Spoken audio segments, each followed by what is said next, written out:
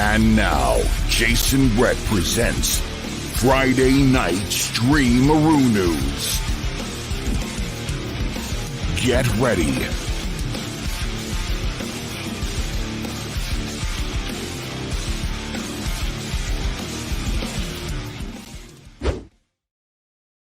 What's going on, everybody? Welcome back to another edition of Friday Night STREAMAROONOOS. Today we have every week we have awesome guests, but today is no exception. We have Carl from CARLINIO 9. Please welcome Carl. Hello, Carl. How are you doing, sir? How are you? I'm very good, man. I'm good. Thanks. I always look forward to a Friday stream. So I appreciate you coming on, man. I really do appreciate it. Thank you very much for inviting me. You're very welcome. So how have you been this week, man? What's been going on? Yeah, good. Yeah, not too bad. Not great weather, is it, at the moment? So can't really do a great deal. And obviously, current situation, you hope things are getting better, but they are, and slowly. Yeah. And I look forward when we can actually just go back to normal, to be fair. Yeah, absolutely. 100%. It's literally one step left, and then we're freedom, as they say. Sorry? We're going for 9 hours. No, we're not. No, we're not. No. This is going to keep you awake. She's poking you. And if that fails, I've got my matches going my eyes. Just give yourself some eye trauma. That's it. No, that's cool. We've got a bunch of people in the chat already, so everyone that's joined, thanks very much for joining the chat. 8 people watching. If everybody could give this video a like, that would be very much appreciated. We have Joe No One in the chat. He asks, welcome to the chat, Joe. He asks, have you seen My Girl? I think I've seen that like many years ago. Yeah, that was a while ago. Yeah, My Girl. Macaulay Culkin, right? Yeah. I've not seen that in a very long time. But might have to rewatch it. Have you watched it recently at all? No, I haven't. No. It's when he was still a child actor, wasn't it, Macaulay Culkin? It was, yeah. Was it before Home Alone though? I got a feeling it might have been. Want me to have a look? Let's have a look. Yeah. Why not? We've got some time. 9 hours. Yeah. It's gonna be 1991, I think. Yeah. Oh, so the year after Home Alone. Yeah. Oh, cool. I might have to check it out. I might have to rewatch some stuff. There's loads of films that I remember from my childhood that I've just not watched in years and years and years. It's getting them, isn't it? And like rewatching them and stuff. I've got so many behind me that I need to watch. Yeah. I just keep watching them, but you don't get to watch them, do you? Yeah. The thing is, like, I'm unemployed at the moment. I've got all the time in the world to watch films, but do I watch anything? No. I just don't do it. Just don't do it. I'm too busy, like, sleeping. My God, do I sleep a lot when you're not working? Jesus Christ. Yeah. Too busy sleeping my life away.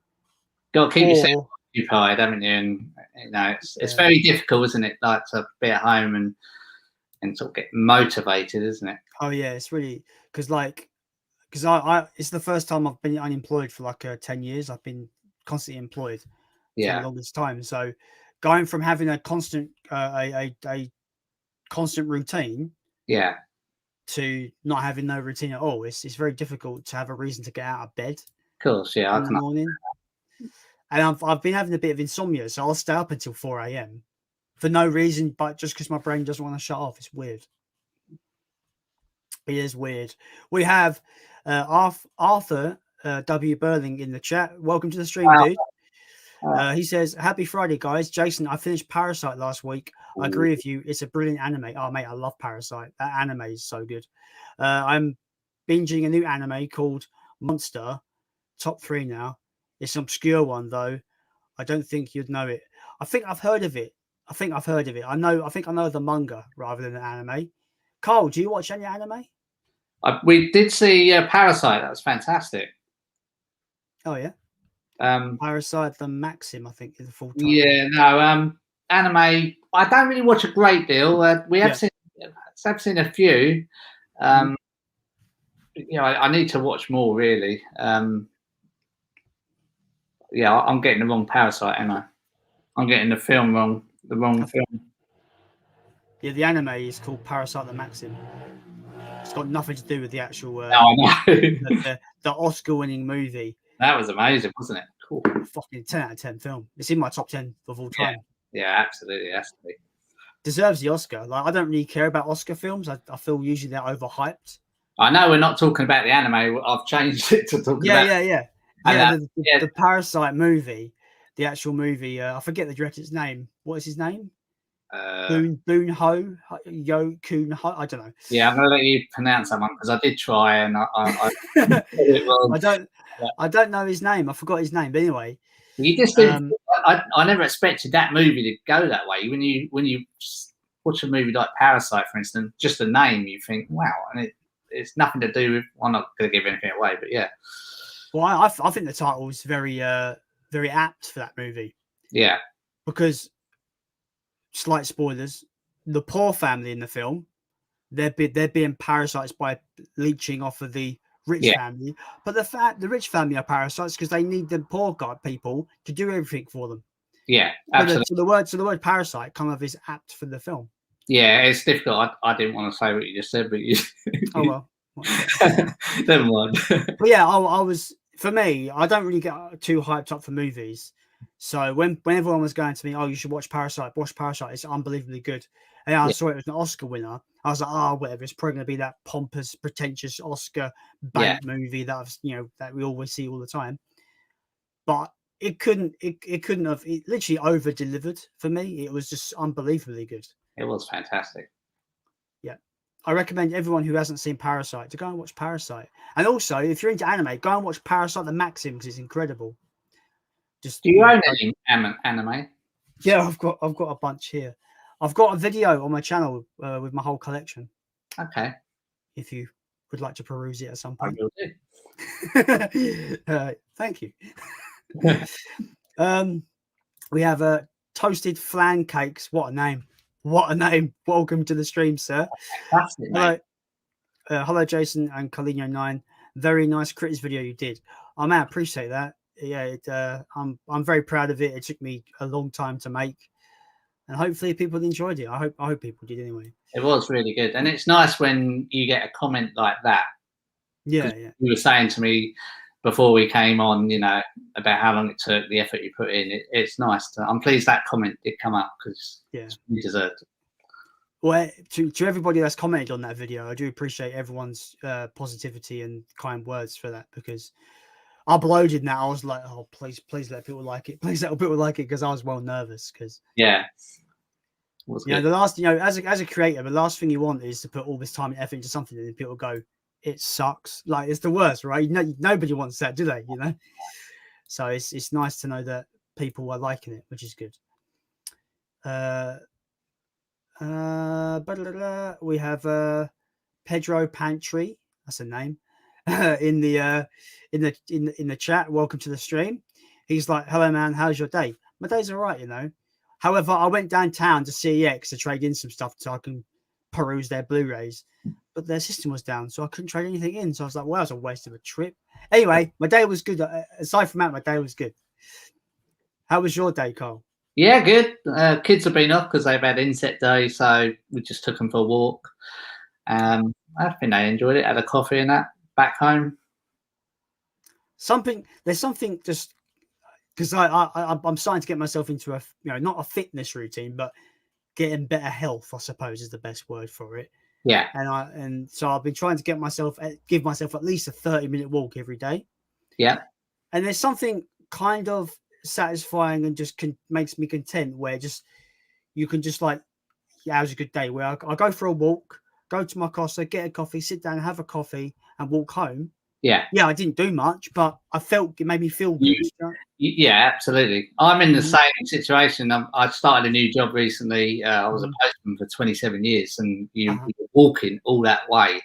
When you go out and you're around, you're fit.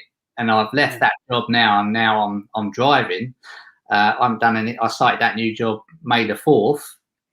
I've done no exercise at all since May the 4th. So it's a mindset. I keep saying, I'm going to go out and do some exercise. But I never do. Procrastination runs rampant with me. I'm terrible at going. Yeah. I'm terrible at like going, I will do this and never doing it. Yeah, no, it's Like, I need to do something. Even with YouTube, like it was like this is like 2 years of me going, I'm gonna start a channel. Not doing it. Then my mate was like, are you gonna start that channel or are you just gonna keep saying it? So he was the one that kind of like made me go, yeah, let's just do it. Don't talk about it, do it. And good that you did. Yeah. I mean, everyone out there that's thinking of, everyone said it, anyone out there that's thinking of starting a YouTube channel, just go for it. You've got nothing to lose. And the most important thing I would say is enjoy it as well.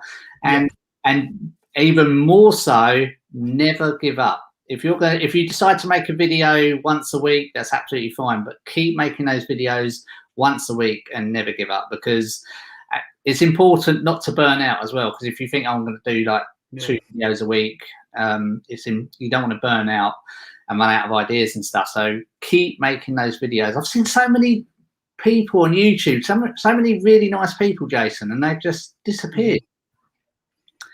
Yeah, there's some really big channels that I love that I've just stopped. I'm just like, what's going on? I know. It's crazy. It's sad, really. I know everyone has their personal life and problems and stuff like that, so I don't know the ins and outs, but it's just such a shame. I mean, I thought about it myself a few times, and then you think about all that effort your daughter put into like editing them videos, all them hours you put in filming and stuff, it'd be a complete waste. I can't stop now, so got to keep going. Sorry, I'm just checking the comments. Yeah, I know you people. Yeah, you don't like the old thing, did you? The what they call them? Don't say it. We can't give them. What cheese do you like? Yeah, I know. Yeah. My answer would be dick cheese. Fuck off, trolls. Oh Christ. Anyway. I'll tell you what, while you're doing that, I've got a question, right? I saw Alan from Kermit's Ghosts last Saturday. He kindly let us stay in his parking space down in Brighton while we were down there. I did ask Alan, and sadly Alan doesn't own any 4K. So if you own any 4Ks, right, because this is a complete mess. I've got special editions up there. To that side, Star Wars. I've got 4Ks on these two, that side.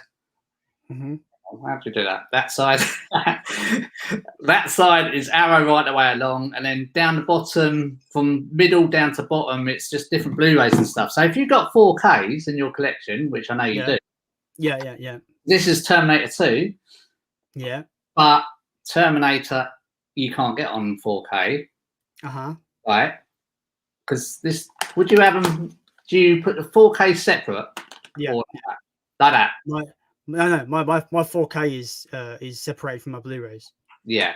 So I've got all my 4Ks in a row, but thankfully I've got Terminator and Terminator 2 both on Blu-ray, so I don't have that issue. I've got so many on different from 4K and Blu-ray. I asked Alan that. Alan said he would sort of go in a line. He wouldn't worry about the 4Ks. He would just have them like that. I know CEX do that way as well.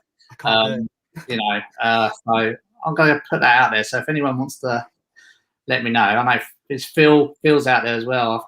I think I'm very like I'm so really particular with how I display. Like, there's not a particular order with my stuff. Like, I don't do alphabetical order or anything like that.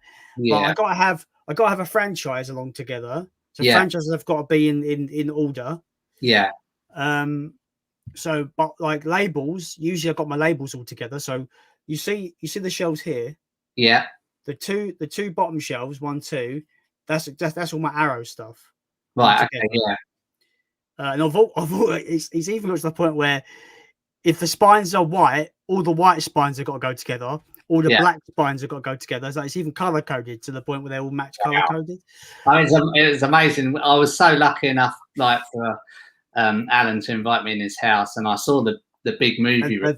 The library. His library. His library. It's amazing, and oh man, it's all in proper order, and it's really, really nice. And I think I saw his recent video where he showed it off, where he's changed it around. His shelves. It looks amazing. It looks amazing. I mean, he's kindly offered to come down and help me and do my room if I ever move. I hope he's not watching. But yeah, no. Honestly, it looks really good. So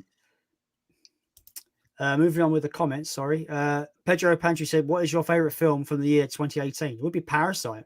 To be fair. Yeah, I think I like Train to Busan as well. Not seen that. Everyone goes on about it. You haven't seen Train to Busan? No, I see. That's what people say. You've not seen it? No. Yeah, that's definitely one to watch. Yeah. I don't know. 2018 though. Is Parasite 2018? Yeah. Is it? I'm going to say Parasite then because I don't think so. Look, I don't want to look like a twat, so I'm gonna. Oh fuck! I'm wrong. It's 2019. My bad. I thought 20. Why did I think it was 2018? Actually, I might go Halloween. I don't know. Let's have a look. I know. I've got mine. Quiet Place. I'm just having a look. Just reminding myself. This is what happened last week when I was with Playtendo guy on the stream. Like we had all these questions. What's your favorite movie of XXX year? Yeah. And it's us two just looking at our phones going, oh God, what's come out? It's hard to remember. Like, as you know, I mean, that one I got asked, about The Burning. Had it in my collection, said I've never even heard of it. I hate that movie, just so you know. Have you seen it yet? Yeah, I have. Yeah, that's I only saw it about a month before I got asked that question, so I should easily remember that. What do you think of it? Personally. I think it's all right. The trouble is, you got to sort of remember that it's going back at what's that, 80s, is it? So back then, it was an old movie. It's a typical 80s killer movie, isn't it? It is shit though, isn't it? It's hard to know what arrows. There are some arrow labels out there, isn't there? There's have you seen the HMV website now? You can pre-order all the new arrows that are coming out. You've got Children of the Corn box set. I want that. I want it. Yeah, got that on there. There's a load of others on there, but some of them I've never even heard of. So, but the pictures, if you look at the pictures of these ones that are coming out, I can't remember what they're called. I only watched it, saw it earlier. They do look a bit silly. Okay, I found my favorite film of 2018. Go on then. Hereditary. Yeah, love that movie. That's another Marmite. I was talking to you earlier about Midsummer. That's another Marmite movie. Is Hereditary. Yeah. A lot of people hate it. A lot of people love it. There's not. I've not met anyone that is like in the middle ground. No. How do you feel about it? Are you kind of either side of the gamut? Yeah, I'm gonna have to have a look now. What's it about? Have I seen it?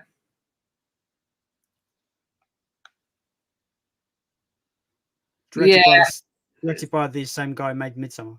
Yeah, it's all right. I haven't seen it for a while, so I'm gonna probably say yeah. I'm a more yes, I liked it rather than I disliked it. Yeah, I think it's weird. Like when someone goes, "Oh, it's a Marmite movie," you'll either love it or hate it. To me, that's a sign of a good movie. When a movie can divide the audience, that's a sign of a good movie. I don't know. I don't know what to tell you, but that's how I feel. Yeah, when something is divisive, it's like Mortal Kombat. Mortal Kombat is very divisive. But I haven't seen that. Okay. It's quite funny. I mean, the people that are most looking forward to watching it, and ended up not liking it. It's see, I'm a weird one. I think it's a really bad movie that I really enjoyed. So take that as you will, I suppose. Yeah.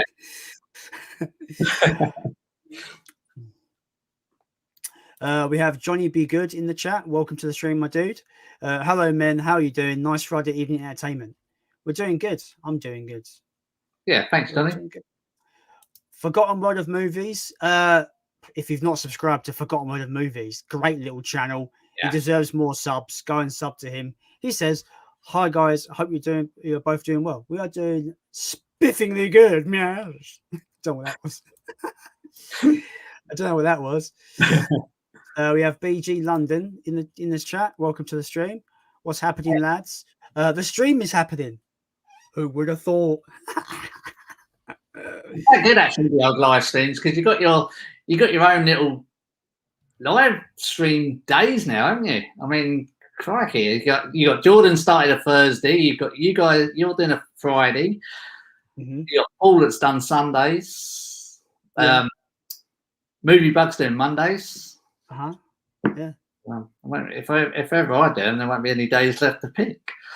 well, did you catch Mondo Chelovic's first stream? Yeah, I watched it back on catch up, so I missed it. I was in Brighton, so I'm proud of that dude. He done his first one on his own. Yeah, absolutely. But he said that it's going to be random days. He's going to stream when he has time to stream, which is smart. That's what it should be, really. Because I'm sure. Obviously, I've built a brand like Friday Night STREAMAROONOOS. I've built kind of a brand for my streams, but I know for a fact once I get back into employment, things will have to change because it all determines on my work. So absolutely, yeah. But at the moment, I'm having fun on the Friday night. Right. I mean, your work comes first, and that's your channel's obviously next, and that's what you got to do. You have to do it when you got time. And you're absolutely right. Everybody knows when you're going live, but which is a Friday. Yes, mates. We're Alan Kermit's Ghost in the house. Hi, Alan. Welcome to the stream. Help me.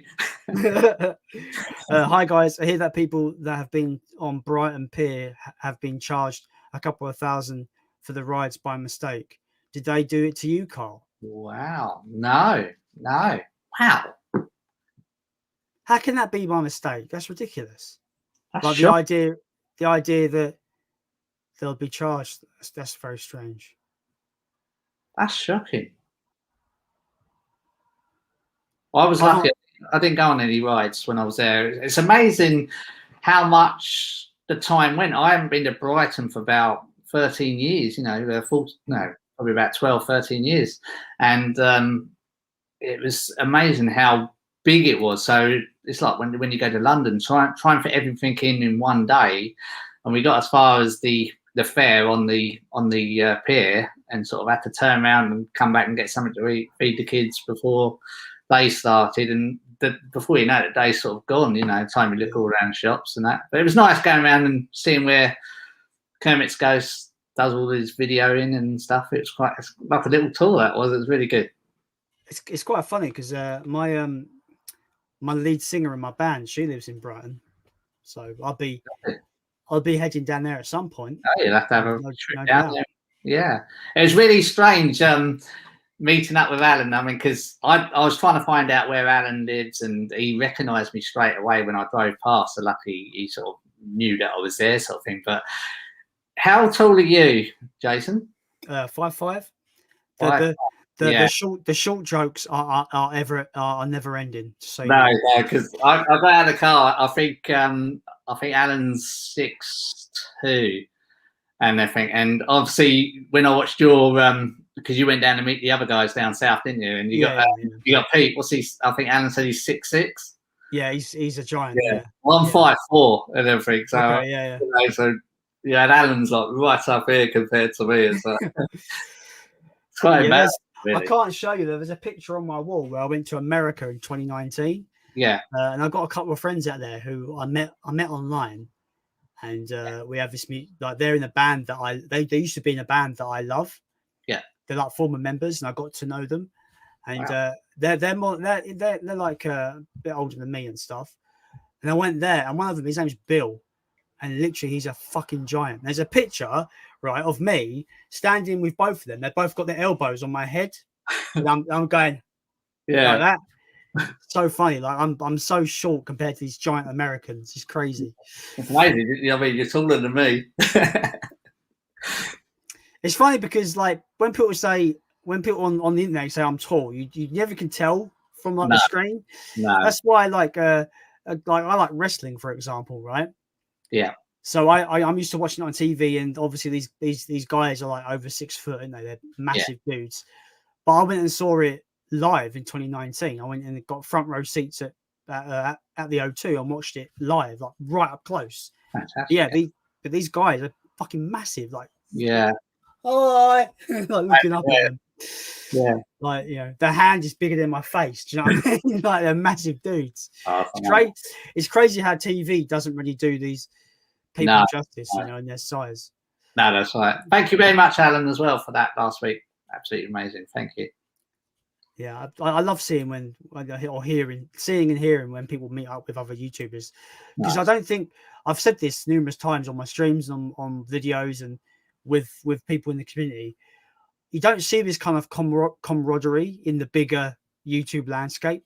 No, it seems like we're all kind of, you know, in the same boat, and we're all kind of tightly knit together. We've got this nice community going because I just think it's awesome. It's unbelievable. The way people meet up, you know, it's fantastic. It is really good. We have the legend that is Phil 4K Baker. Yeah, welcome to the stream, Phil. He says, "Evening, Jason, and the legend Carl." Apparently, you're a legend, Carl. I'm not a legend. He says, "I hope you're both doing okay. Nice to see you both streaming. We are doing good, man. We are doing good." I'm upset that the legend. Speaking of legend, the Arrow Legend has been announced, but it's a US only release. And I've not seen Legend, and I want to see it, but that Arrow set looks really nice, and I'm like, oh, US only. Yeah, kind of bummed me out. Oh, here's a dude that I always try to catch every video he makes because he's great. Alan Scouser. Hello, Alan. Thanks for joining the stream. Alan is fantastic. He's got a great channel. Absolutely great channel. I've been with Alan since 48 subscribers, 49 subscribers, and I've just watched him get better and better. He's getting more confident. You know, he's sticking those videos out. Everything he does makes sense. Sometimes he does it straight from the top of the head, and you know, and my take my hat off to him, because he watched about, when I did a couple of videos when I gave him a shout out, I think he watched about 3 or 4 movies that were absolute rubbish in a row, and he did so well not to lose it and swear, because he absolutely hated those movies, and he's a great guy. Absolutely brilliant. Yeah, like I think he doesn't mince his words. Like, I mean, he obviously keeps it PG. Yeah. Well, when I say he doesn't mince his word, like he sticks with like I know what you mean. Guns, you know what I mean? Obviously, there's been films that he hates that I disagree, that I love. Yeah, of course. Yeah. You know, there's gonna be, right? But he's so courteous in the comments, because like he did one. He talks about Friday. Have you seen that one? No, I've not seen that. I have seen a film called The Resort, but it's spelt with a Z. Okay, yeah. It's a zombie. That's a good one. Alan really liked that one. Yeah, we liked it. But I felt the middle part towards the end let it down. But like I say, everyone has their own opinions, but it was really cute anyway. So, but you know, Alan really liked that one. It's nice to see Alan like that one. But we did agree on Wrong Turn, the new Wrong Turn movie. What, like it or dislike it? We loved it. So yeah. I'm the opposite. I didn't like that film. You didn't like that one? Yeah, so everyone has their opinions. I just generally thought it had some of the worst characters I've ever seen in a film. Like, I hated all the characters suck in that movie. That's I don't think Stacey liked it too much, you know. But I will say though, for me, I think it's a bad film with a great ending. The ending, I didn't see the ending coming. The ending's fantastic ending. Yeah, but the 90 minutes before that ending, I just didn't enjoy it. You know, there was nothing for me to latch onto in that movie. No. Because I didn't like any of the characters, so it was difficult. It's just when you think about the original Wrong Turn and not seen the originals. So. Have you watched any of them? No. Oh, you need just the reboot. Watch the first one. Forget the other. Forget the others. Just watch that first one. I saw that one at the cinema. Just watch that one, and it might give you some idea to the new one, because I don't want to give anything away. And if I say anything, it's going to give it all away. I don't want to do that. But yeah, watch that first one if you can. Okay. If you see it's really cheap on DVD, just pick it up. Yeah, as going back to Alan quickly, great channel. For example, he did a video on the Friday the 13th remake, right? And he completely just tore it to pieces, right? Yeah. But that's my favorite Friday the 13th movie. I love that film. So I'm in the comments going, I love that movie. It's like my favorite in this franchise. But Alan, he's so courteous and so nice in the comments. Yeah. He goes, "Oh, that's great." He goes to me, "Oh, it's great that you love it. It's great that that you love it. It just wasn't for me." I was like, oh, "He's so nice about it." Like, right. We can disagree, but he's so nice about it. Yeah, absolutely. I'm so pleased he's where he is at the moment, and that's precisely what I said earlier. Do never ever give up making those videos, because Alan's a perfect one for that. I think he knocks out about 2 or 3 a week, and I've seen him grow and grow. He's on 250 something subscribers. Brilliant.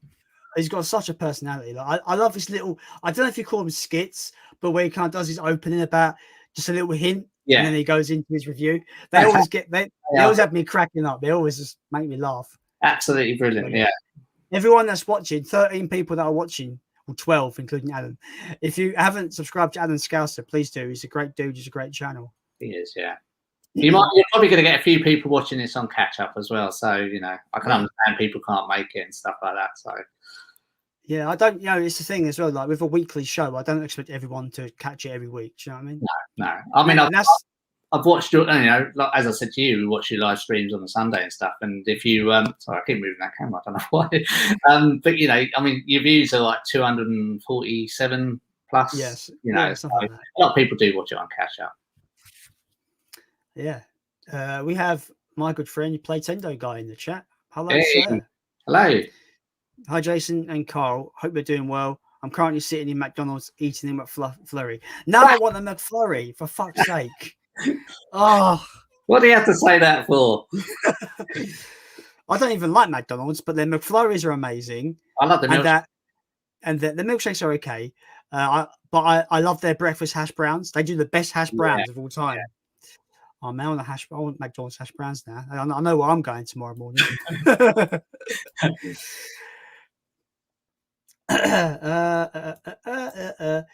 My friend Undead Sick, another great channel. Yeah, it's great. Hey, Jason and Carl, how are you? We're doing very well, man. I hope you are doing well. Saw Godzilla vs. Kong recently. I'm sad to say I didn't like it. My biggest issue. I'll pick that up today. Hey, I've got that. One of the best 4K discs you could own, by the way. Is it? It's still sealed. Mate, the picture quality is unbelievable on that 4K. Yeah, I was lucky. I picked it up for £5 from Sainsbury's, but don't get your hopes up too much. I use my Nectar points. So okay, yeah. I picked that, but I just realised all my Godzilla movies are in 4K. So I'm pleased I didn't get this on Blu-ray. And I think this was the best versus movie out there. If you look at Batman versus Superman, rubbish. Alien versus Predator was okay, it went great. Freddy versus Jason, not that good. But this was the best one, and I can understand. I totally agree. This was more King Kong movie than Godzilla. See, I'm gonna do it. He's got 2 parts to this. So he said, my biggest issue, I thought the movie was racist against Godzilla.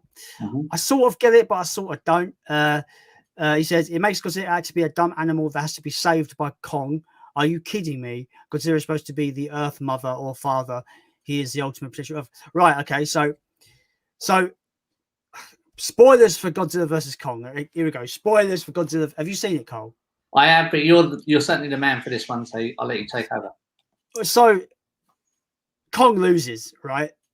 Facts. Godzilla just kicks his ass. He's about to die. The only way he doesn't die is the humans save him by giving him like a giant electronic to start his heart again.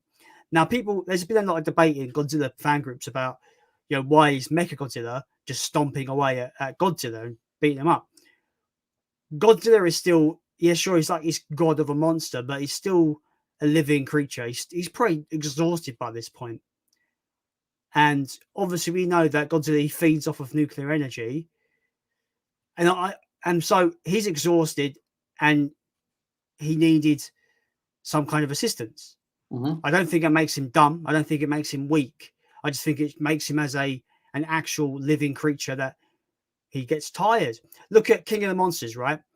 He gets hit by the oxygen destroyer, and he's in that cavern underwater, just laying there.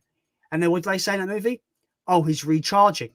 He needs to be recharged. He's used all his energy up. It's exactly what's happened at the end of Godzilla vs. Kong.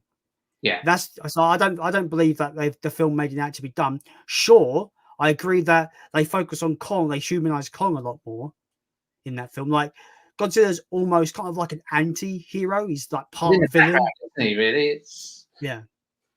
Did you like on the Godzilla versus the Monsters? King of the Monsters. Yeah, did you like that one? I'm mixed on it. It's a film that I enjoy a lot of the Easter eggs. It has, if you're a fan of the Japanese films, it's got loads of little Easter eggs like remember that, remember that, remember that. So I'm all like in the cinema, I'm going, like geek nerding out like an actual crazy geek. Yeah. But I feel that the human stuff really bogs down that movie to the point of where I struggle rewatching that film. Yeah. Because all the monster stuff is awesome, but the human stuff, I don't care about this human stuff. Yeah, no, it's nice to hear it from you because I didn't like it and everything, but you can spot bits around, Yeah. From I'd say the end of that film where Ghidorah is about to eat the girl, the mum.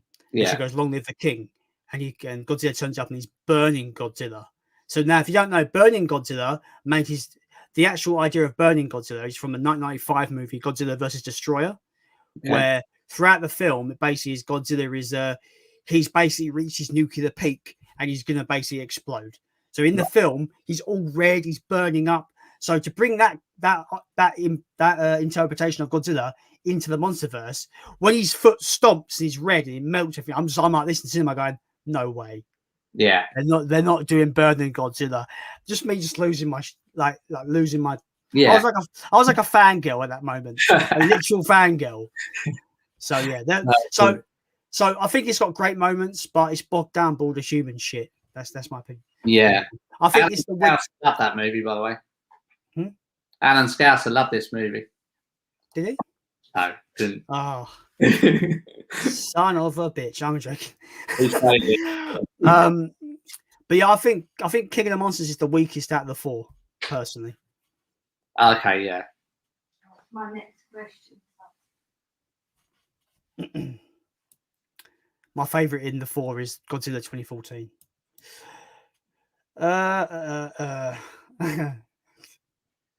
Is this your missus? What do you think? Oh, yeah, it is. What do you think? What do you think of metaphorical films? I'm not sure what she means there, if I'm honest. No. What's she going on about? I need just right. I don't know. I don't know. Nice. Yeah. What? Those, like Eraserhead and things like that. Eraserhead. Oh yeah, Eraserhead. That sort of thing. Have you seen that? Not seen it. No, I've seen it. It's yeah, they're sort of older. Yeah, they're not kind of artsy fartsy movies. What you? Yeah, very arty, and they sort of you have to really think about what they mean. Hello. I don't know. Like I'm trying to think. What films are like that I've seen that I liked? You know,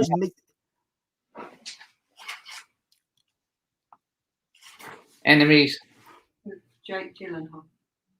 What? It's just Enemy. Spider. He's got a big spider in the room. Enemy. Not seen it. No. That's one plus, I think. It's a good question, but I guess like films like Midsummer is very metaphorical because Midsummer tells a story. To me, and the way I interpreted the story is that it's about grief and how that character dealt with grief in the movie, but it's also about the dark side of tradition as well. Right. Okay. But it doesn't outright tell you what the story is about. You've got to kind of figure it out. Yeah. Is that sort of a similar? Yeah, I think that's. I mean, I'll put that out there to anyone out there because there's a lot of big guys out there I know and everything, and a lot of massive movie people out there that like that. Eraserhead, anybody like that? So if I didn't understand it. It's a David Lynch film, right? Yeah, and it's highly recommended by other people. A lot of people do like it and stuff. I didn't understand it. I mean, I don't think Stacey did either. So yeah, I mean, obviously there's Phil out there, Alan's out there. So it'd be great to see what they think later on down in the comments. In the comments, let us know what you think of Eraserhead and whether I should watch it. Let me know. Phil 4K asks, so which of the new titles on Arrow are you going to buy? I'm probably going to get that Children of the Corn set, you know. I've already pre-ordered it. Yeah, I want to get that.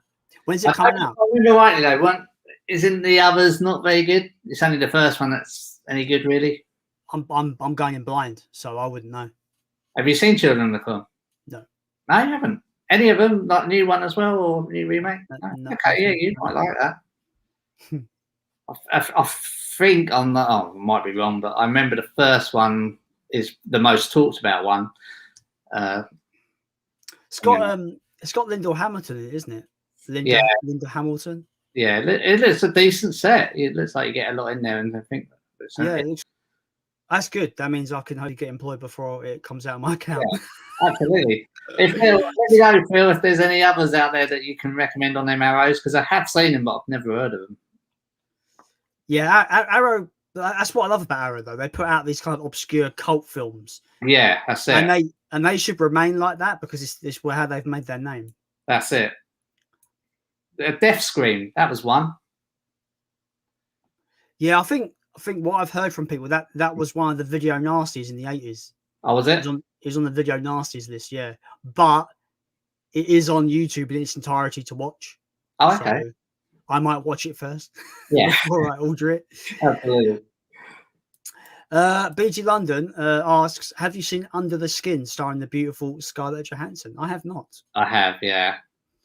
Yeah. It takes a lot for me to watch a film. The concept's got to instantly intrigue me. Yeah. If I read a concept like a blurb or whatever about the film or what the general idea of the film is about, I'm like, no, thank you. No. So it all depends on the old concept of a film. Yeah. There's some really bad films with great concepts that I like because the concept is so cool, even if the film isn't very good, for example. Yeah, that makes sense. I can't give you an example at the top of my head right now, unfortunately. Oh, terrible. Johnny Be Good asks, favorite film of 2003? Oh, God, I swear I was asked the same question last week. I can't remember. That's the trouble, isn't it? It's, some people would like easily remember what's out. Yeah, no, I was 16 in 2003. How the fuck am I going to remember what came out? You're kidding. Well, wait. I was 16 going on 17 in 2003. Blimey. I'm 47 now. I feel so old. I'm 35. I'm catching up. Don't worry, I'm catching up. Yeah, you ain't far behind me. All right, okay, here we go. Ooh, what do we got? Right. Okay. Oh, there's quite a few in there. Oh, I've got so many. Okay, I'm going to go with Tears of the Sun. I always seem to watch that again, over and over again. Bruce Willis. I think I saw it years ago, but I don't remember any of it. The Core. That's been on quite a few times on TV. Yeah, for me, Pirates of the Caribbean didn't really like, but I suppose the one that sticks out because we used to go to the cinema every year to watch it, and that's Lord of the Rings: Return of the King. Yeah, I was gonna. The three that I'm seeing here that I would pick would be Big Fish. Have you seen Big Fish? You got Ewan McGregor in it. Yeah, I have. Sorry. Fantastic film. I love that movie. Yeah, I would have picked that. I'd pick Lord of the Rings: Return of the King and Kill Bill Volume 1. Love Kill Bill. But yeah, it's hard to pick a film, like favorite film of each year. It's hard. It's a hard. Not bad idea on a video, though, is it? Yeah. I got old videos on the channel where it's just voiceover, where I talk about my 5 favorite films, my 5 favorite horror films from each decade that I've been alive. Yeah. So like 5 favorite horror films from the 80s, 90s, 2000s, 2010s. So they're still on the channel if anyone's interested. I was thinking about remaking them because I'm sure my list has changed since then. Yeah. But I feel like would people just say I'm copying old videos that I've already done? No, not really. You're a lot more experienced now, aren't you? A lot more confident, you know, that sort of thing. So if you can make an older video better, I don't see any problems in that, to be honest. You know, you'll probably find, because what I've found as well, I mean, when I put out my intro video, my best intros, a lot of people hadn't even seen my older videos and everything. So, you know, they thought it was quite funny, you know. So I don't see any problems with that at all, you know. It's I fell behind last Christmas because a lot of people were doing like my best movies of 2020 and that sort of thing, my worst movies of 2020. So this year I've kept a list, you know, my best and my worst and stuff. So when it comes to the end of the year, I'll have a bit more info what I thought was good, what I thought was not so good. What would you say on the top of your head is your favourite film of this year so far? I'd liked it's got to be A Quiet Place Part 2. I've not seen that yet. That was amazing. You've also got oh man, I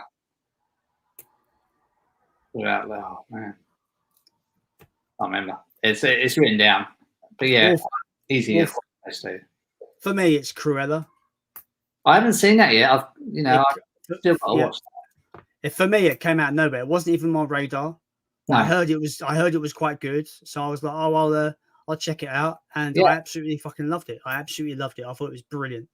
Yeah, Danny from The Girl in the Movie, she loved it as well, and she said you must watch this movie. So I think it's the best thing Disney have made in 10 years. Personally, really? Okay, yeah, that's my opinion. I don't really follow Disney that much. I'm a bit like, I don't really support. I try not to support Disney personally, but that's for political reasons I won't get into now. Anyway, we have the man who puts magpies in movies, or does he put movies in magpies? He says, "Hey guys, just popping on. Carl, mate, your channel is amazing, my friend. But you know that already. Either of you seen The Boy in the Striped Pajamas? I haven't. It's on my to watch list because I've heard it's really good, but also I've heard it's absolutely bloody miserable at the same time." What does Paul think of it? I know it's only popping on. I've never heard of that.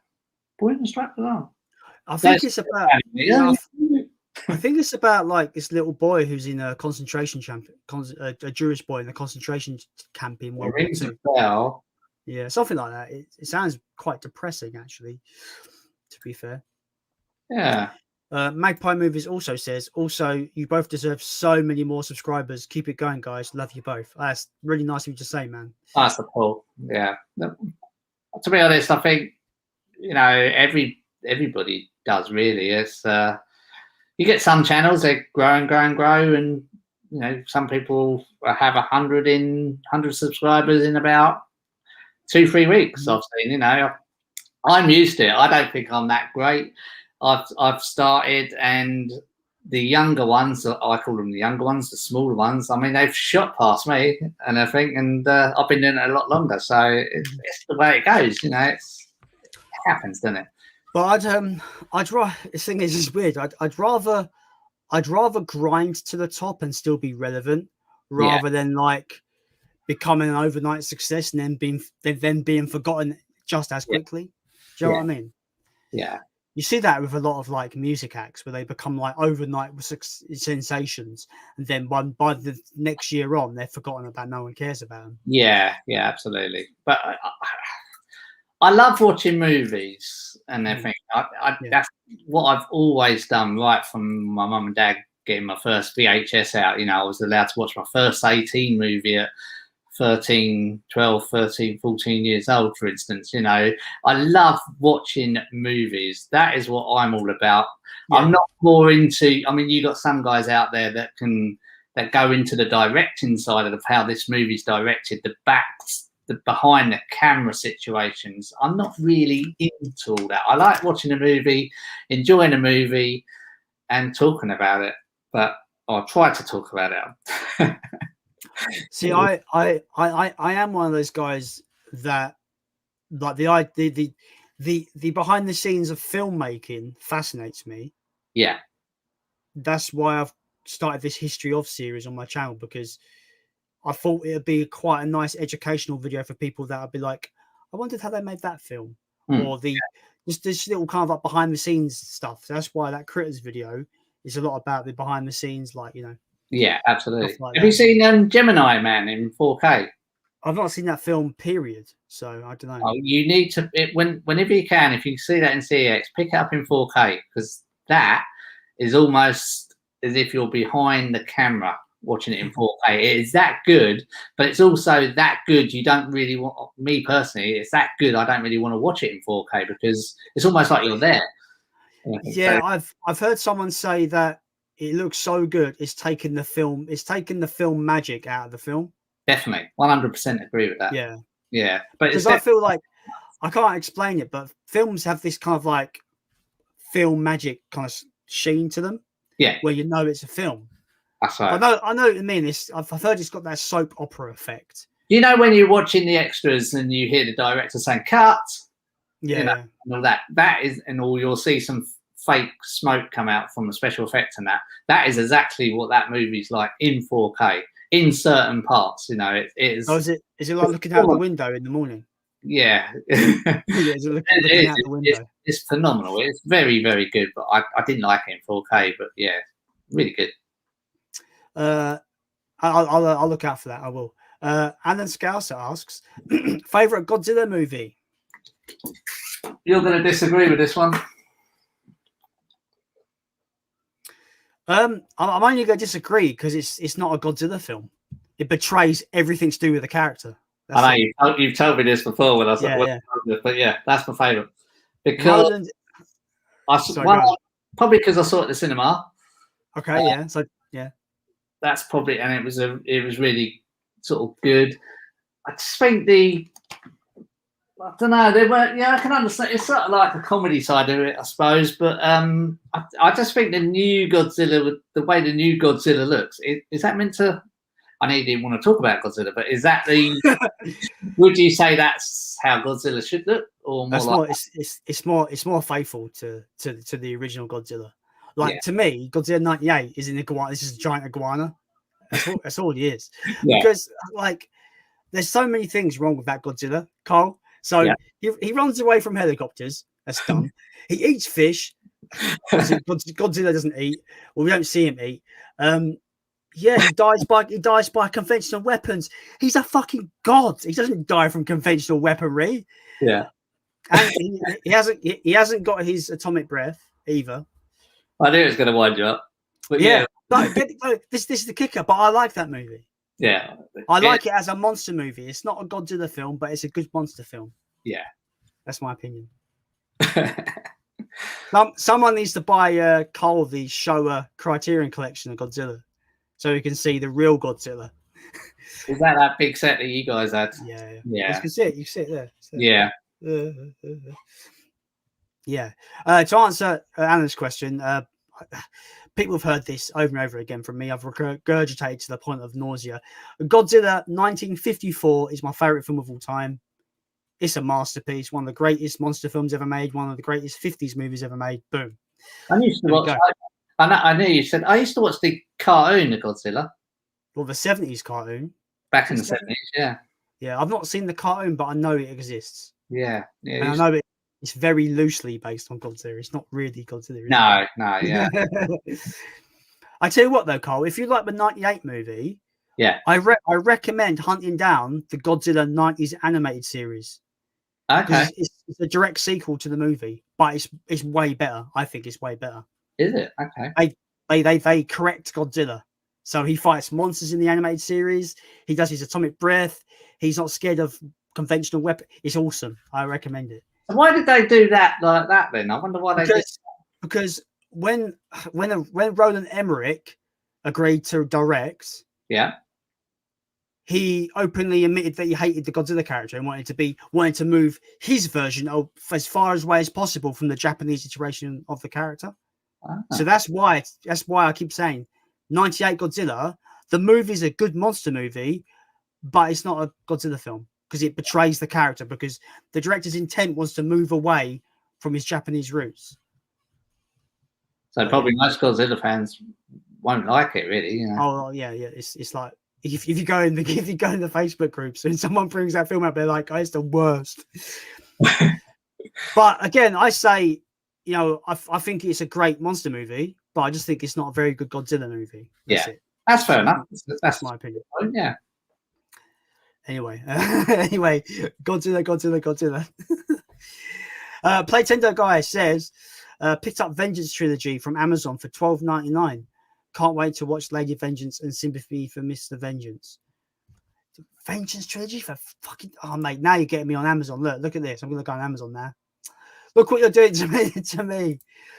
That's Vengeance not trilogy. Right, as far as that's an Arrow box set as well. Is it?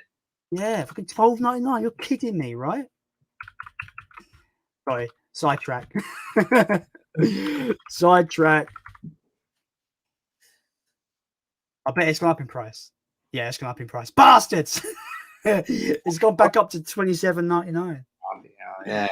Son of a bitch. It's typical. I always miss out on these great deals. It's so annoying. The one I really wanted that I missed out on was Leon Talks Film. We messaged John from Mondo Chelabit Movies at Jurassic Park box set. Oh, how much was that? I think he picked it up for, must have been a mistake. I think it's £10 or £12, the complete trilogy box set. I mean, they got a deal going on at HMV at the moment with 20% off, but that still takes that set to about £28, £29. Right? What's this recommended retail price? 40 quid? 40 something, yeah, 47. But yeah, there was a particular thing on Amazon that particular day, I think it was, and it was about 10, 12 quid, I think they paid for it. Fucking hell, that's good. That's a good deal. Forgotten Mode of Movies, he says, have you seen Sleepaway Camp? I haven't. I really want to though, but you can't get you can't get a Blu-ray release in the UK. You only got the Shout Factory release in the US. Screen Factory release. Really? If there is a UK release, it's woefully out of print, as far as I'm aware. I think 88 Films put it out, but it's like really out of print. Oh, that's quite a good movie, actually. Apparently, they're remaking it, or they have remade it. They remade it. Yeah, I've got it up on my phone, but I can't see if you can see, but it says 2020 on it as release date. Oh, okay. Is there a remake? That's weird. 2020. That's got to be older than that, surely. Yeah, I think it's an 80s. Initial release was 1983. Yeah, it's one of those films that I want to check out, but I'm waiting for. I want to get a hold of a film called Slaughter High. Slaughter High. So one of my first horrors I watched, beside Nightmare on Elm Street. Yeah, absolutely amazing film back then. Probably total rubbish now, but you can't pick it up anywhere. I need to get Phil on it. Phil 4K. Slaughter High. Every time you search that, it always comes up like April Fool's Day, which is that sort of movie, but it's not April Fool's Day. Is it not? No. Some of those early slashers have like alternate titles for different territories. Yeah, well, that's what I thought, and we watched it. It was totally the wrong film. Oh, okay. I picked up this like in a charity shop, this cheap 90s slasher film. Yeah. I don't actually. It might not even be a slasher film, but it's a horror film. I know it's going to be shit because it must be shit, right? But the quote on the front says on par. This is from VHM magazine. On par with Silence of the Lambs and Seven. There's no way it's going to be on par with those films. What is it? No way. It's called The Ugly. But it was like three for £1 in my local charity shop. That's fantastic. And I just looked at it. I thought, I've got to watch that. It's going to be crap, but I've got to check it out. That's a really good cover as well. Yeah, the cover grabbed me. Yeah. But yeah, on par with Seven and Silence of the Lambs. I don't think it's going to be as good as those films. You have to let me know. Yeah, I might watch it tomorrow night, and it might be my Saturday night movie. Yeah. I'll be very interested to know now. Yeah, one of the total film says a stylish exercise in suspense. The shocks rarely fail to register. Oh, okay. What the fuck does that mean? I guess you're always going to be like, oh my god, oh my god, oh my god. Yeah. Something like that. But it does sound like it's like one of those typical kind of like movies that is like capitalizing on the Scream hype. Yeah. When did Scream come out? 95? 96, was it? Oh, this came out in 96. So Was it? maybe it's not capitalizing on the Scream. But yeah, I thought that would be a laugh. I thought it'd be a laugh to check out. Yeah, 96. Scream. So yeah, it's called The Ugly, and the subtitle was weird. The subtitle made me laugh. He said, "Murder is in the eye of the beholder." What the fuck does that mean? Come on. But yeah, I bet this is going to be a laugh. Yeah. And yeah, it's going to tomorrow night. It's going to be my movie, I think. I mean, I spent 3 hours last night watching Midsummer. It's a long movie, guys. Yeah. Phil says he keeps all his 4Ks together alphabetically. That's what I've done. Yeah. Okay. Mine are in no really particular order, but I've noticed the films that are distributed by Sony on 4K have the same spine, so I've kind of matched them together because they all kind of match. Yeah. So I've got Crash and Tiger Hidden Dragon, Dark Crystal, and Labyrinth. Yeah. And they're like Sony releases. They're all kind of got matching slip covers. It's nice when the slip covers match, like when you get that HMV premium collection. Oh, I love the premium collection. I'm going to Blue Water tomorrow, so I'm going to my local. No one knows what Blue Water is. I'm going to my big shopping centre local to me. It's about an hour away from me, because HMV and 215 premium collections. I've got to go. Yeah. It's the only time I ever buy premium collection titles. Well, that's really good. I mean, I bought Escape to Victory last week before last, and now it's in the 2 for 15. Is it really? Yeah. I thought it wasn't. I thought there's like the 8 most recent titles are not in that. It was in there. It was in there online. Really? Yeah, because I was going, I just bought that. That is a piss take, though, isn't it? It is really, yeah.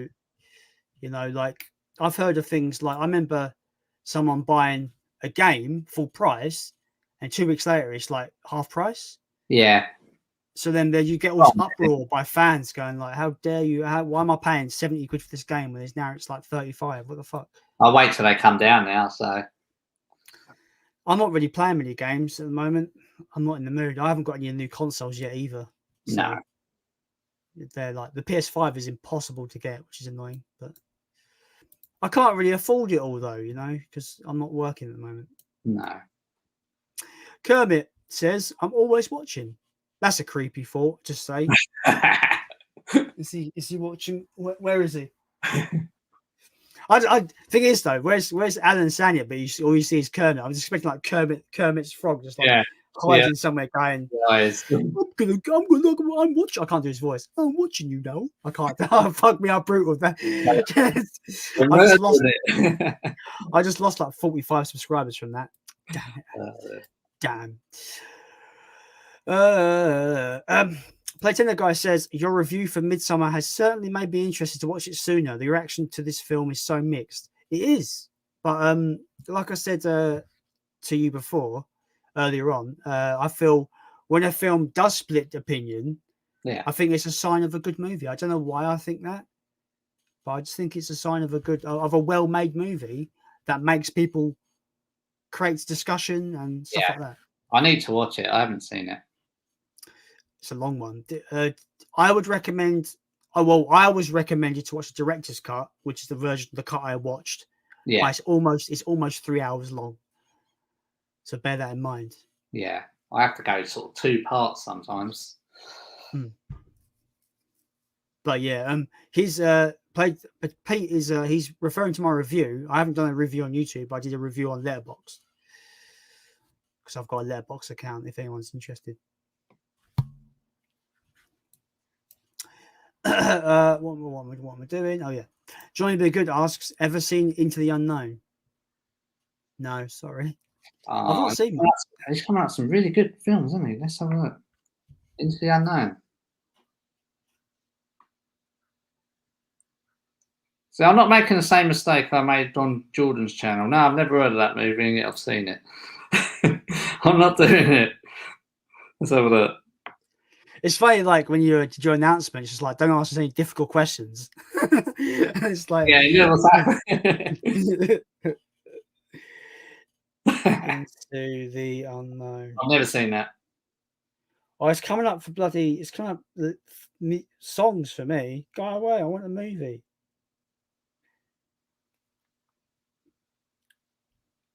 Why has it come up with fucking Into the Unknown? Why has it come up with Frozen 2? What the hell?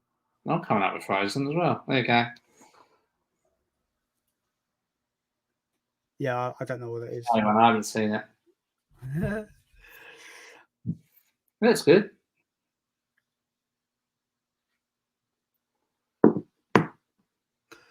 That's a weird question. Pedro Pantry says, "What's your favorite food item?"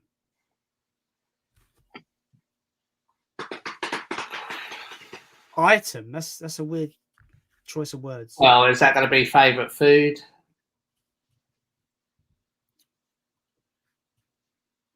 I don't know. I think it all depends what I fancy. It's all to do with like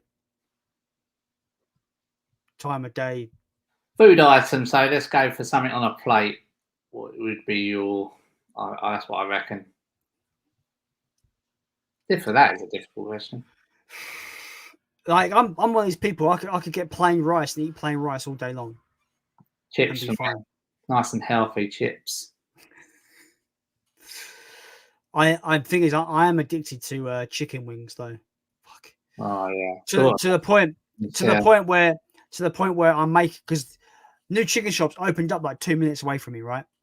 Brand new chicken shop, yeah. So my brain makes an excuse to go up the road just so I can go in the fucking chicken shop.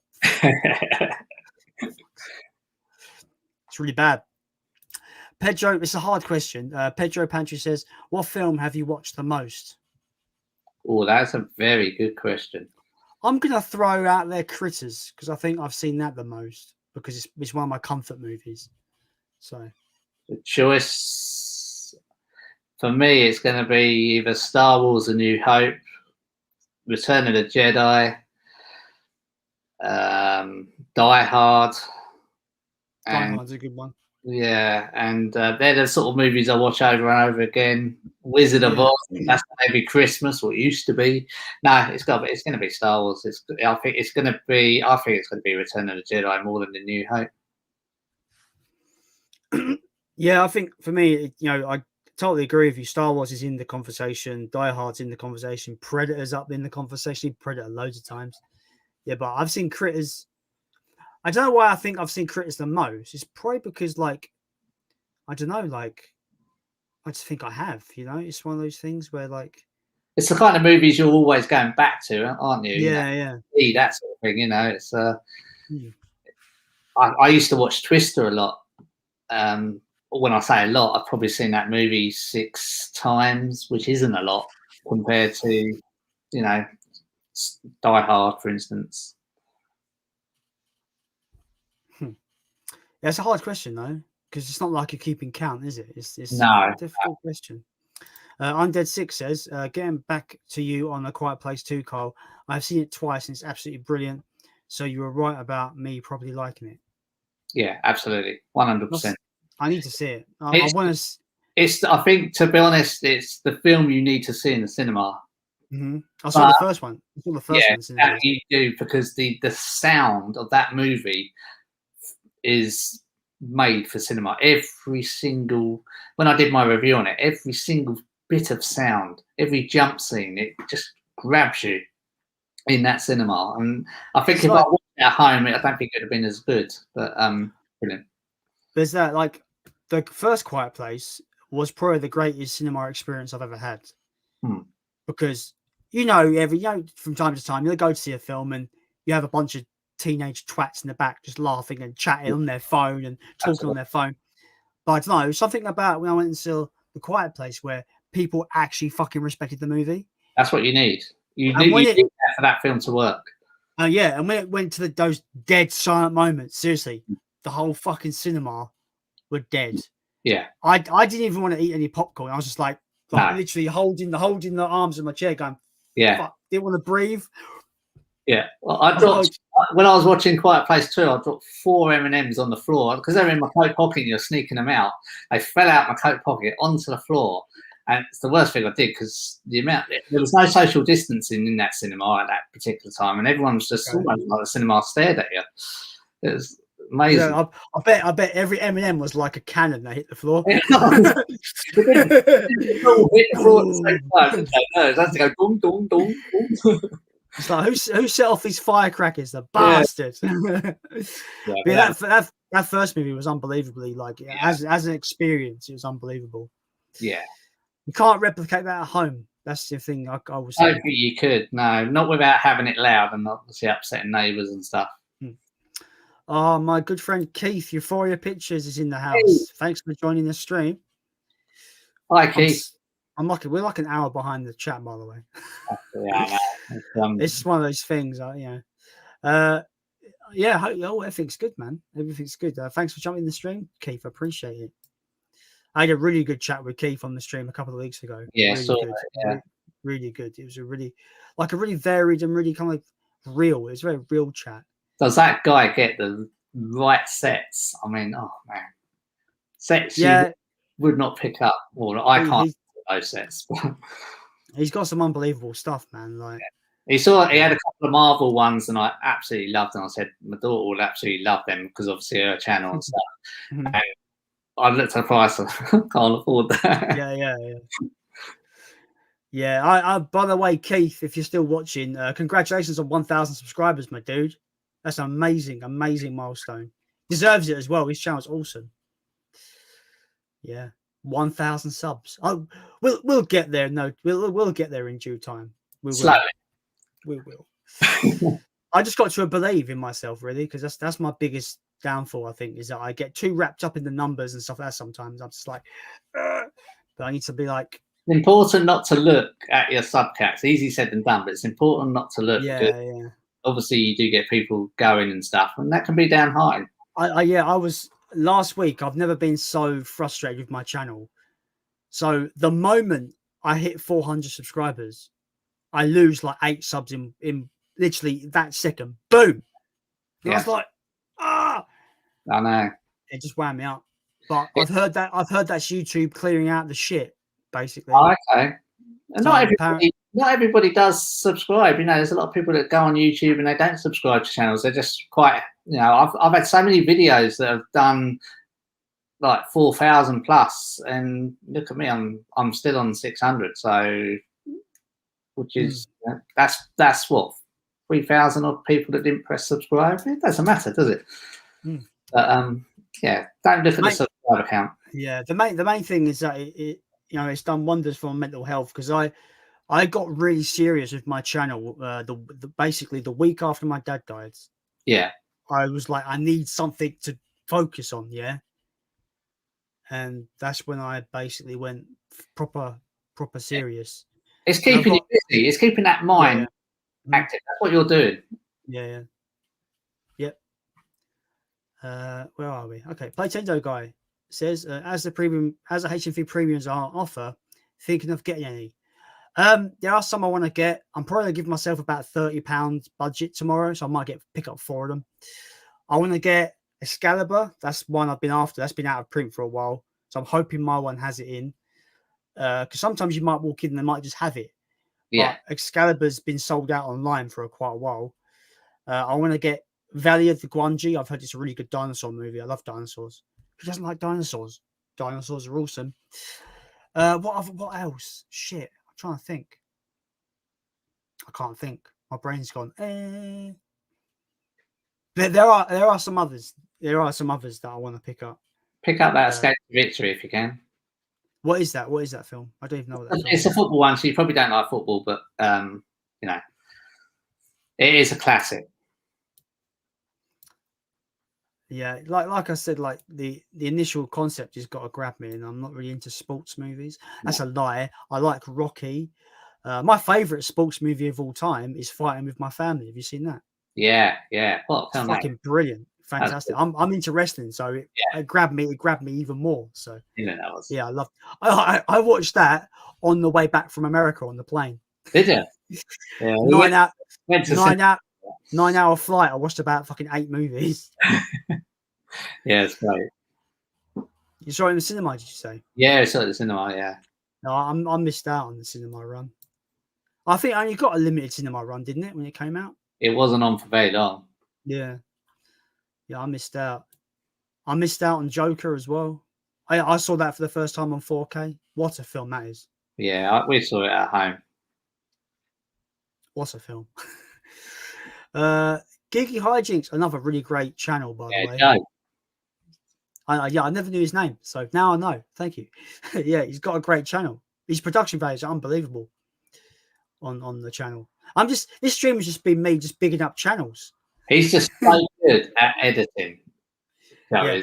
is for someone that's just started. I know Joe's background now. How he sort of studied it while he was left sort of school and stuff. You know, so that's how he's so good at it. It's amazing for a guy that's sort of just started his YouTube journey. Absolutely fantastic, and it has me in fits sometimes. Yeah, I like his little characters he brings in. You know, the characters with the new different heads. Yeah, they're so silly. I love it when I see creativity like that, because I don't really have the means to do that in where I live. No, you know. It's like that's what you got to come up with. Then sort of little things. Paul Tams, if you know Paul Tams. I think I'm subscribed to him. Yeah. Yeah, I mean, he did the new Halloween trailer reaction wearing the Halloween mask, but not that one, but the new one. Awesome. I wouldn't have even thought of that. That would have been brilliant. That's cool. Yeah, I find it very difficult to come up with ideas when, especially if my idea contains 2 people, it's nearly impossible for me to do it. Because I asked my brother, he doesn't give a shit. He doesn't care. He's like, no, thank you. I don't want it. He doesn't want to do it. I'm just like, got no one else to do it. So yeah, I can't wait for the day when I can get the space to have a green screen, and I can just have 2 of me, 2 of myself communicating to each other. The green screens are amazing. I didn't think, obviously, my daughter uses that green screen because she didn't want this background and that thing. But I don't even know how to do a green screen, but she does it, and they are fantastic. It so much makes it. You know, I can do the whole ultra, the keying out the background, get rid of the background, just have a different background.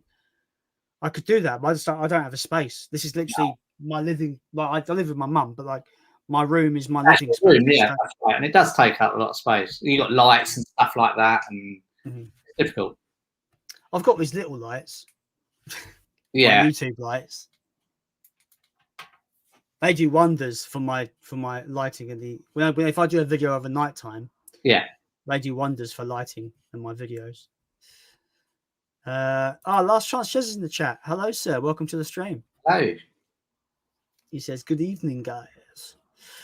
Alan, I think he elaborates. The overcharging was highlighted on my local news. Apparently, there was a glitch with the company that deals with the payments. I'm 6'3". Tall bastard. Yeah. It'll give me a bad neck. Yeah. Phil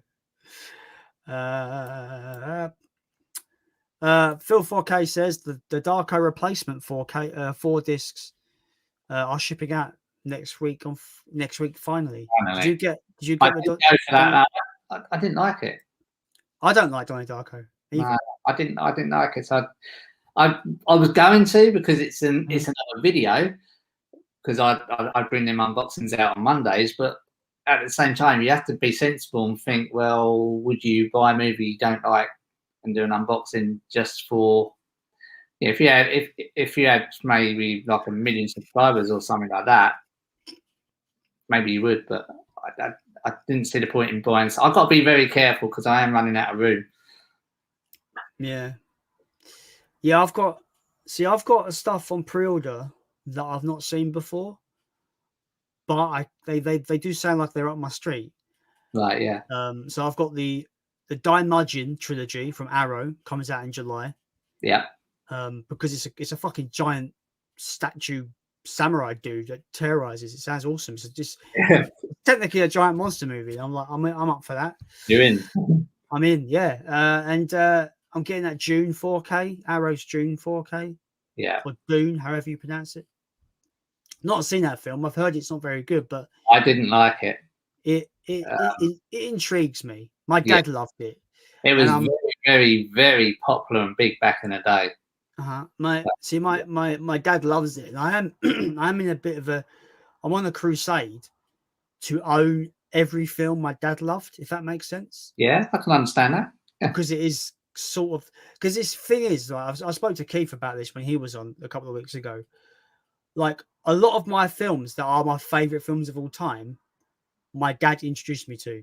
Yeah. So Die Hard, Planet of the Apes, Predator, Terminator, Terminator 2, all these just, all the great classic films that are some of my favorites ever. My dad got me into. Yeah. And I know there's a group of films that he just kept talking about. He kept talking about The Legend of the Seven Golden Vampires, which is a Peter Cushing vampire film, which I've not seen yet, but it's really hard to get on Blu-ray for some reason. But he kept talking about that. He said it was great. He loved The Matrix. He loved Gladiator. He loved Guardians of the Galaxy. And he loved Dune. And he kept talking about Dune as well all the time. Yeah. He goes, he was talking about how Dune. He used to tell me, because I love Star Wars. He goes to me, Dune's Star Wars before Star Wars. Yeah. Is he right? Is he technically right? Is he sort of right? Seems. I don't know. No. No. Okay. What was Dune? Dune was the spice, or something to do with spice or something. The desert worms and stuff like that. Yeah, I suppose it was. Yeah, I suppose. But I looked it up and because I used to ask him, I was like, but Dune's 80s, isn't it? Yeah, but my dad goes, yeah, but the book isn't. The book is like older. The book is older. That's fair enough.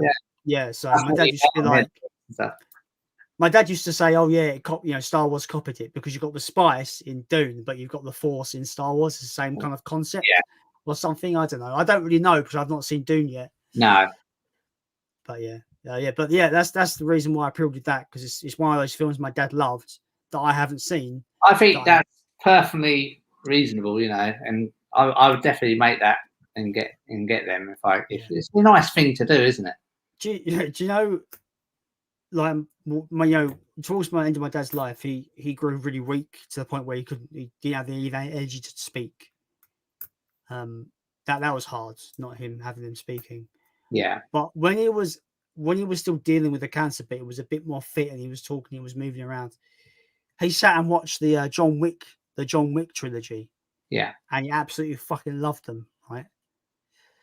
I've not seen the sequels of those, so I need to get them and watch them, because he was going to me, "Oh, Jay, they're so good." And he's like proper talking really good things about them. Yeah. So when I saw the film Nobody, have you seen Nobody? No, I don't think I have. The action film with Odenkirk, what's his name? Yeah, I haven't seen that one yet. Well, it's very similar to John Wick, like a really cool action film. I got a bit sad at the end watching that, because I thought to myself, "Fuck, my dad would have fucking loved this movie."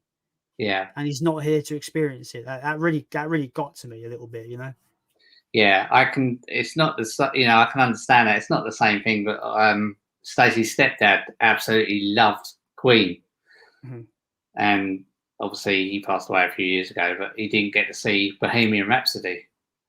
He absolutely loved that. It's difficult. It's a very difficult subject, really, isn't it? There's so many. Yeah, it's sad, really. I know I do bring my dad up a lot on these streams and stuff like that, and I don't do it like I'm not doing it to get attention or anything like that. It's just my my love for movies is so entrenched to memories of my dad that I can't help but to bring him up. You know what I mean? You've got to think, Jason. It's good to talk about it. It's good it's good to mention him and bring it up in conversation and stuff. You know, absolutely, 100%. Like I keep saying, I've got him like he's next to me, like he's here. Yeah, got a picture, and I've got oh shit, got a little urn with some of his ashes in next to me. So he's always here. Like, that's my favorite photo of him because that's how I remember him, healthy and happy. You know. Yeah, absolutely. You know, so and my sense of humor, I get it from him because there was nobody on earth that made me laugh as much as he did. Yeah, I kept saying to him that you should have been a comedian because he was just his facial expressions, just things you would do, just would make me laugh and laugh. Yeah, like, absolutely. He was always a jokester. He's always a joke. You know, he was the life of the party, and he would be the last one to leave the party. Do you know what I mean? Yeah. And he would always be the one like making the jokes and laughing. But yeah, it's hard when you lose someone like that. You know, it's I'm quite lucky. I haven't lost anyone, you know, real close to me at the moment. Stacey lost her dad in 2018, and he was much the same. You know, life of the party, last one to leave, cracking jokes, you know, that sort of thing. It's devastating. You know, it's so much, isn't it? Not hearing their voice, not seeing, not them not being able to see your future life, whether you get married, whether you have kids, that sort of thing. You know, it's very difficult. Very. And it sounds cheesy, but I do feel like I've lost a piece of myself a little bit. Yeah, I totally understand that. It's the same with Stacey. You know, she lost her stepdad and she lost her dad a year later. You know, and it changes you at the end of the day. It's like I say, when my dad went into hospital a few months ago, you know, we didn't know what was going on, and you know, he's not in the healthiest condition. You just never know. Thankfully, he made it, but especially with COVID and stuff in there as well. The thing is as well, like we were talking about that. Like I understand the fear. Yeah, you know, that's the worst part is the fear. But it got to the point where me and Mum was like, he can't live like this. You know, he was in such a bad way, couldn't talk. He couldn't even get up to go to the toilet. He was weaning himself all the time. He was skeletal, like he was in the worst condition. Like he was a 63-year-old man that looked like a 99-year-old. Do you know what I mean? Like he looked like he was a lot older than he was. Awful. And it got to the point where just seeing him like it would be just I just break down in tears. I just didn't like to see him like that. No. So go on. And you know, when we was called into the hospital because we phoned the ambulance to send him in. He was in hospital for maybe about 20, about 30 hours maybe before he passed away. And they called us at 3 a.m. the next morning to say to come in. You might want to see him because he's not going to survive. Yeah. And me and my mum had a conversation before he went in the room and was like, if it's going to happen now, we'd rather it happen now. I don't, we didn't want him to be in hospital for a week before he went. Yeah. And I'm proud to have been there. As more it's so difficult. It was the worst day of my life. As cliche as that sounds, it's the worst day of my life. Yeah. But I'm proud to be there, and he knew I was there, and that helped. That's helped me cope more than a lot of things, like going there and being with him for his final moments. I'm proud that I could have had that with him rather than having that phone call. I'm so sorry, you know the phone call, not being able to be there. So I've had this conversation with my mum as well, where this chat's gone really, really, really, really, really real. I do apologize for people watching for movie content. Let's get it out, that's what you got. I was talking to Mum, and I was like, as weird as this might sound, but seeing him look so ill and so unrecognizable almost. Obviously, I knew he was my dad. It made it easier to watch him go than it was if he looked healthy. And does that make sense? No, yeah, you don't want him to suffer anymore. You know, Stacey's dad had motor neuron disease, and it started off where, you know, he couldn't move his leg, and then you see him deteriorate, you know, over the thing, and at the end where he just can't speak, can't move, you know, that sort of thing. It's I say, I know where you're coming from. I can't speak personally for it, but I have seen it, and it's like on Father's Day, I had to pretty much just have a day from social media because it was all the Father Day stuff, and I couldn't cope. That was a hard day. That was Father's Day. That's right, and that's what you need. You need to talk about it, Jason, and definitely, you know, whether it's in the community, messaging people personally, you know, because we're all here, and I think, as you know, you message me through Messenger and that, and other people as well, obviously. So if ever you do need to speak about it, then do so, because it's important to. I will put this out there just as a bit of advice. If anybody in the chat or anyone in general is going to work in construction and in like hard labor, you need to be sure you're checking if the building has asbestos, because that's what killed my dad, is going on a job, not being informed, and then being exposed to asbestos. He could have been in his 30s because it's a slow growing disease.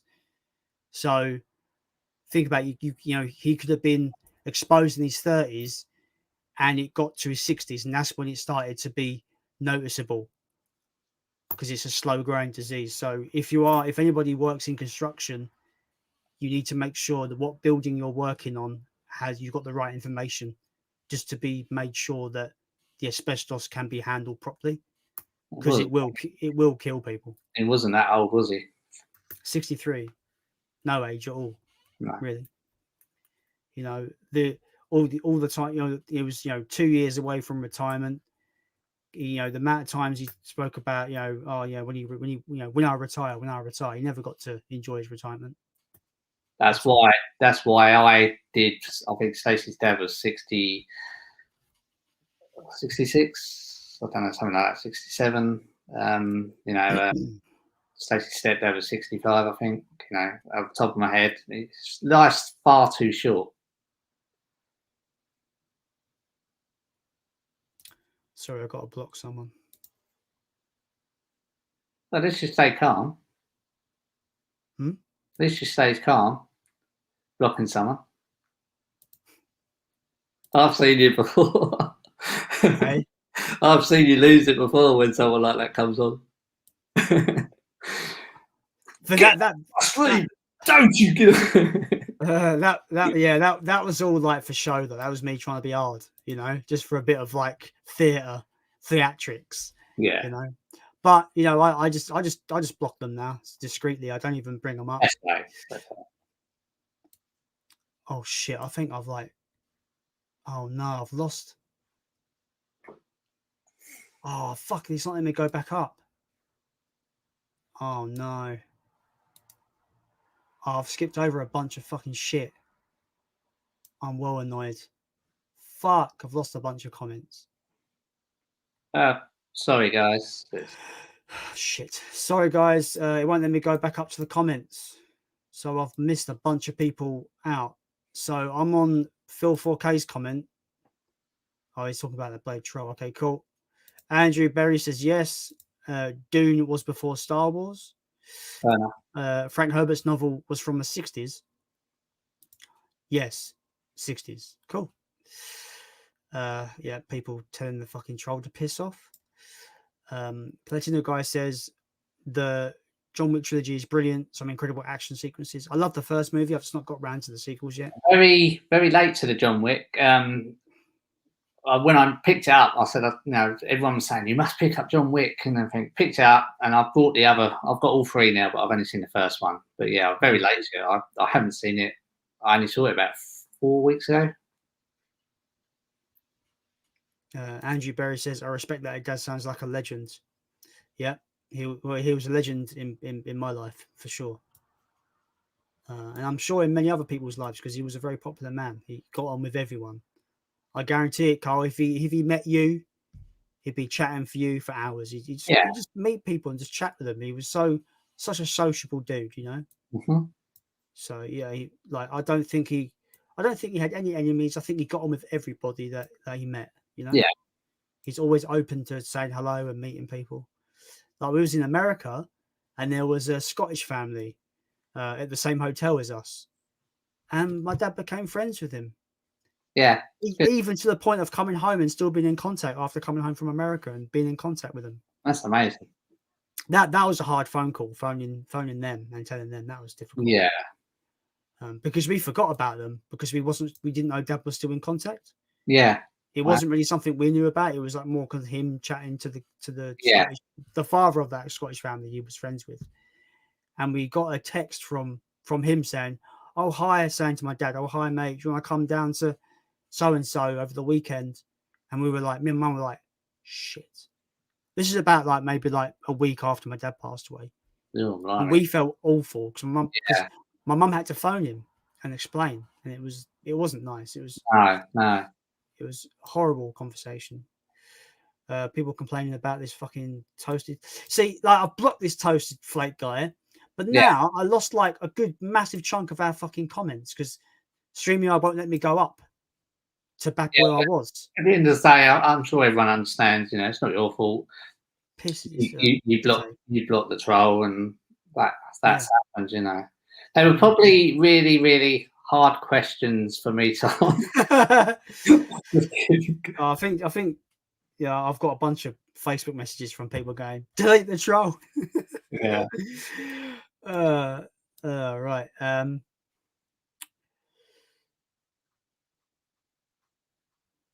There's literally everyone just pretty much just get off. Get off the fucking chat. People just whinging about this troll guy. That's the thing. That's the thing with these trolls. They start asking regular questions. Yeah. And then that's when they start doing fucking crazy shit. Once you think they're a normal dude, they start doing crazy shit. They just wind me up. They spoil it, really. They don't just spoil it for us. We can't see it. Well, I can't see it. I know you can because you're a host. Because I can, but if I'm answering a question and I'm chatting, I'm trying to be as courteous and look at all and talking to you, we're talking. I'm not exactly looking at the chat feed, and I'm not even at the bottom. Obviously, we're always now behind at that point. Yeah. No, I remember, first asking Julie a question, and it's like you can't even get in when they're on there because it's straight down there. Yeah. So basically, I must have lost about a good massive chunk of questions because when I was answering that question before we got to the troll thing. Yeah. Or when I was talking about my dad, we was an hour behind the chat. Now we're 5 minutes behind the chat. So I can't believe, what is the time? 10:10. Wow. I do plan to wrap this up about 10:30. Yeah, absolutely. I'll come on again, Jason. Appreciate that. Yeah, we can restart from there. But it goes too quick, doesn't it? Time. Yeah, it does go quick. That's why the fucking 8-hour ones felt I'm quite willing to go till 6 o'clock in the morning, not 7 o'clock in the morning. I don't know what's the matter with you. I mean, why don't you want to go thing? I've got my matches. I've got my. I mean, I can, but it's just gonna fuck my weekend up, won't it? It'll fuck your weekend up. Let's be frank. The kids will be up early anyway. Plus, I might put a film on tonight as well. So yeah. My good friend Ramhammer, you might know him as Fraser because he came on the stream the other week. Yeah. He says, "Oi, oi, Savaloys." I like Savaloys. I haven't had Savaloy in ages though.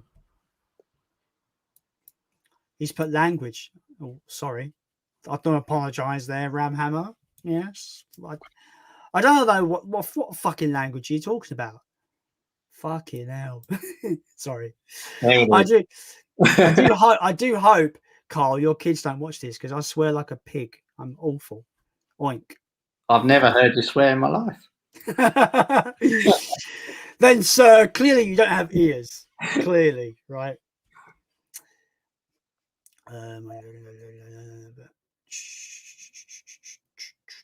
I'm confused with the comments now.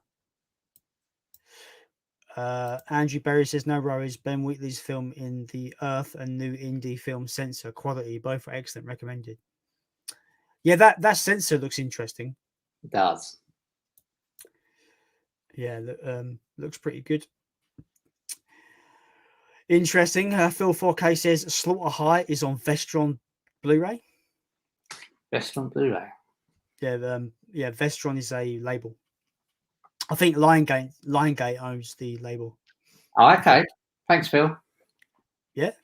Good. Yeah. He's the man. He knows his shit. I know he does, definitely. He knows his stuff. Yeah.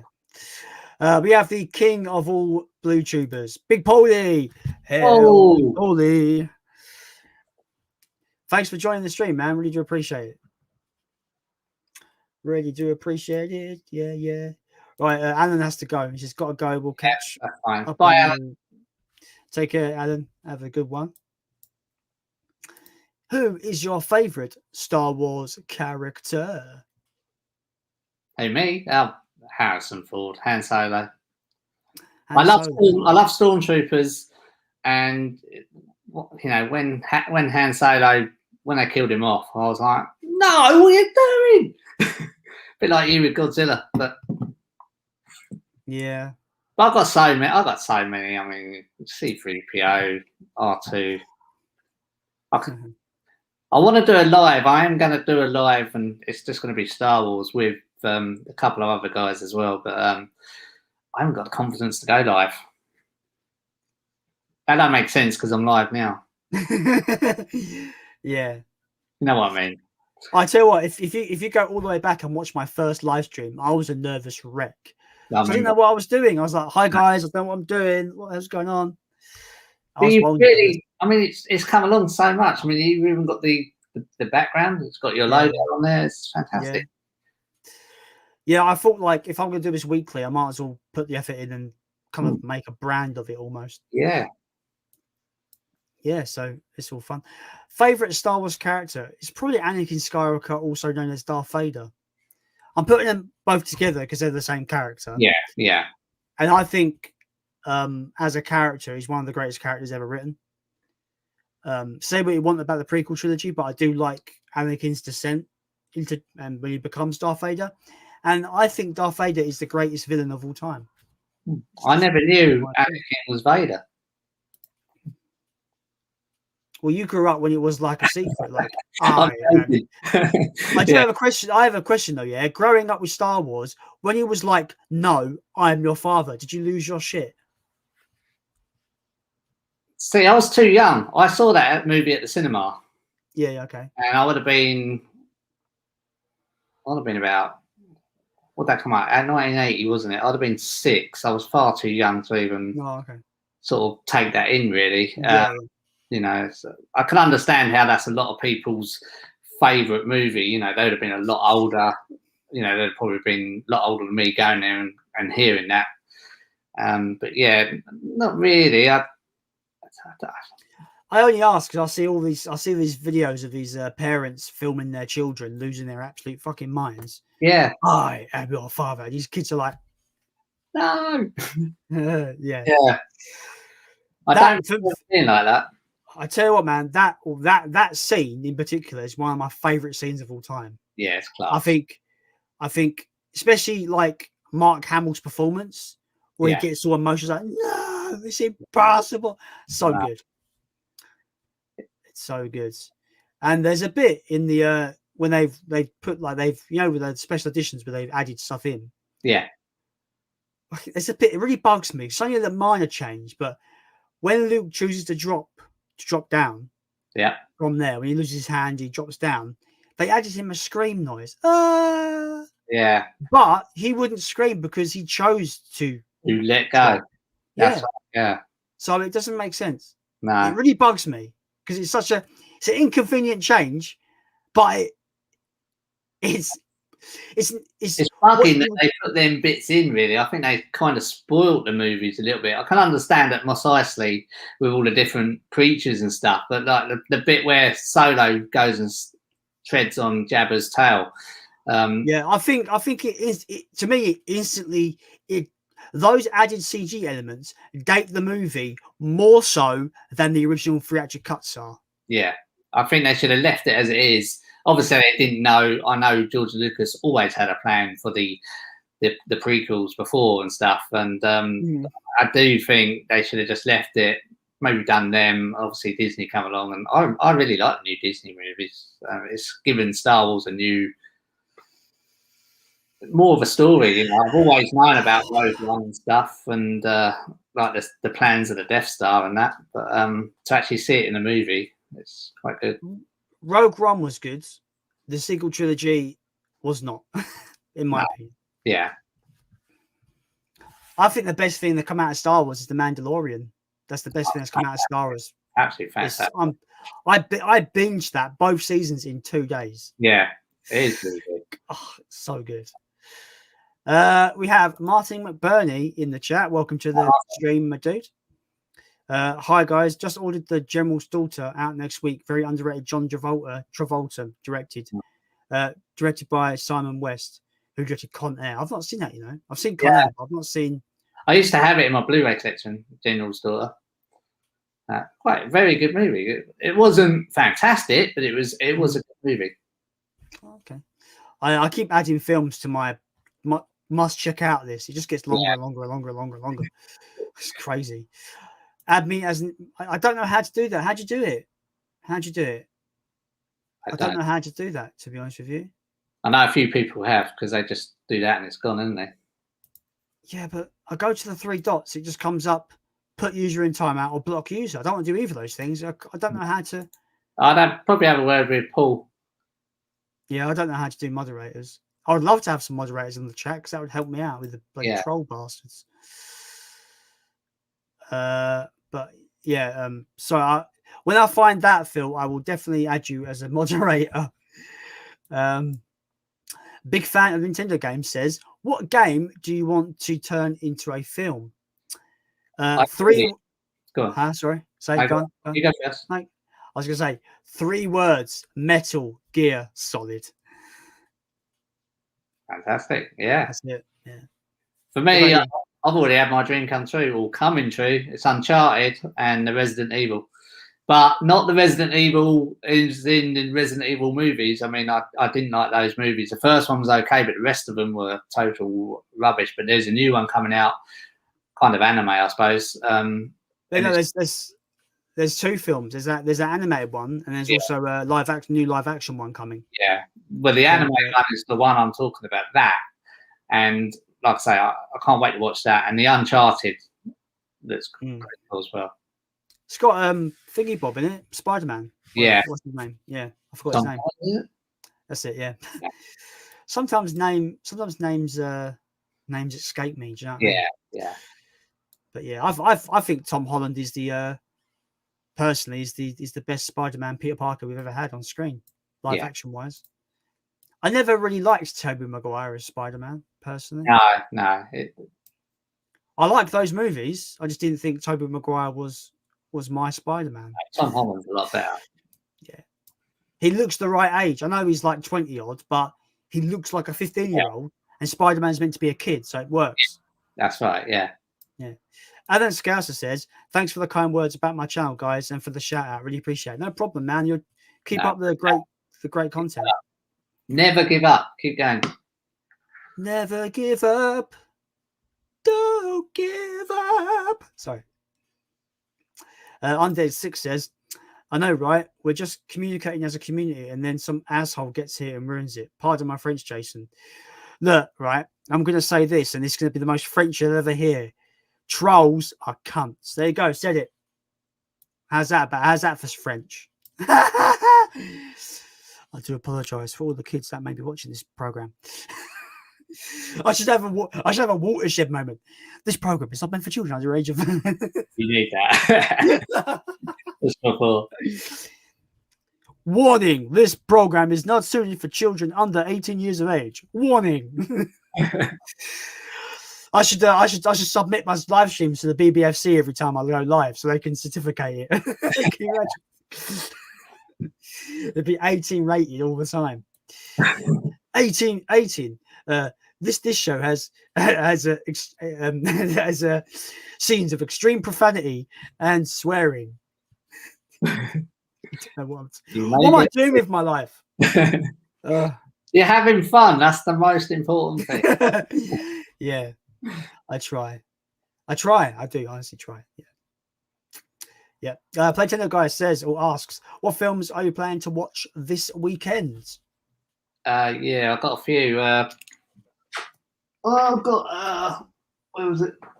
Hush.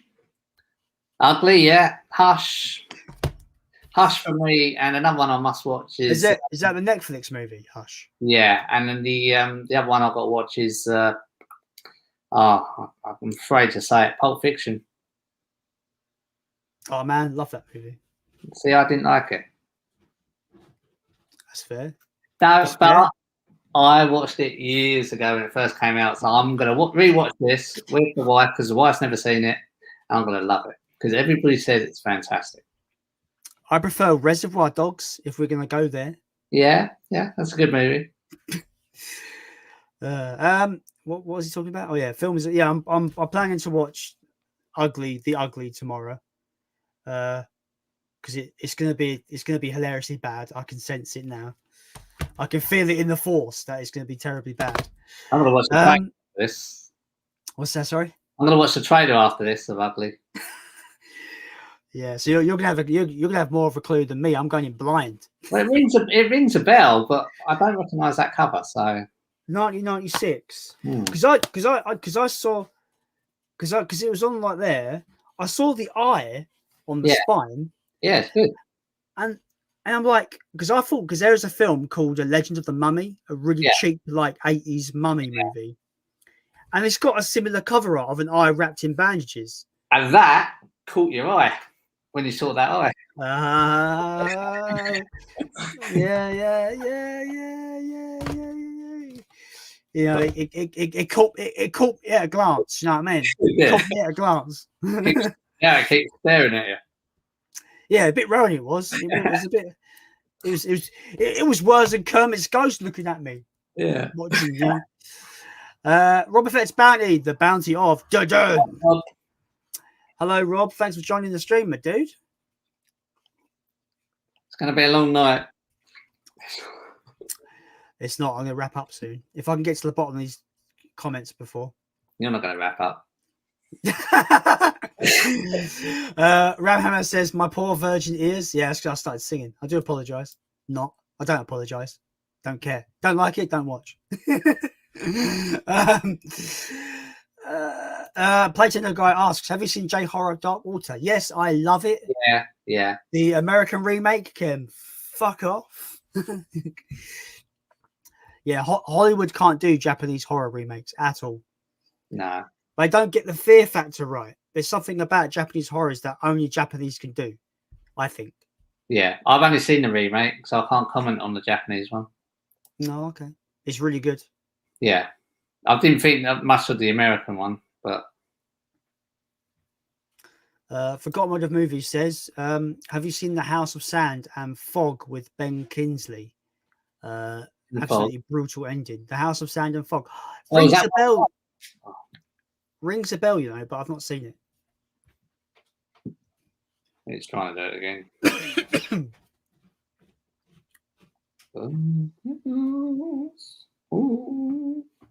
Sand. I've never heard of it, actually. I'm going to say that because I definitely haven't heard of that.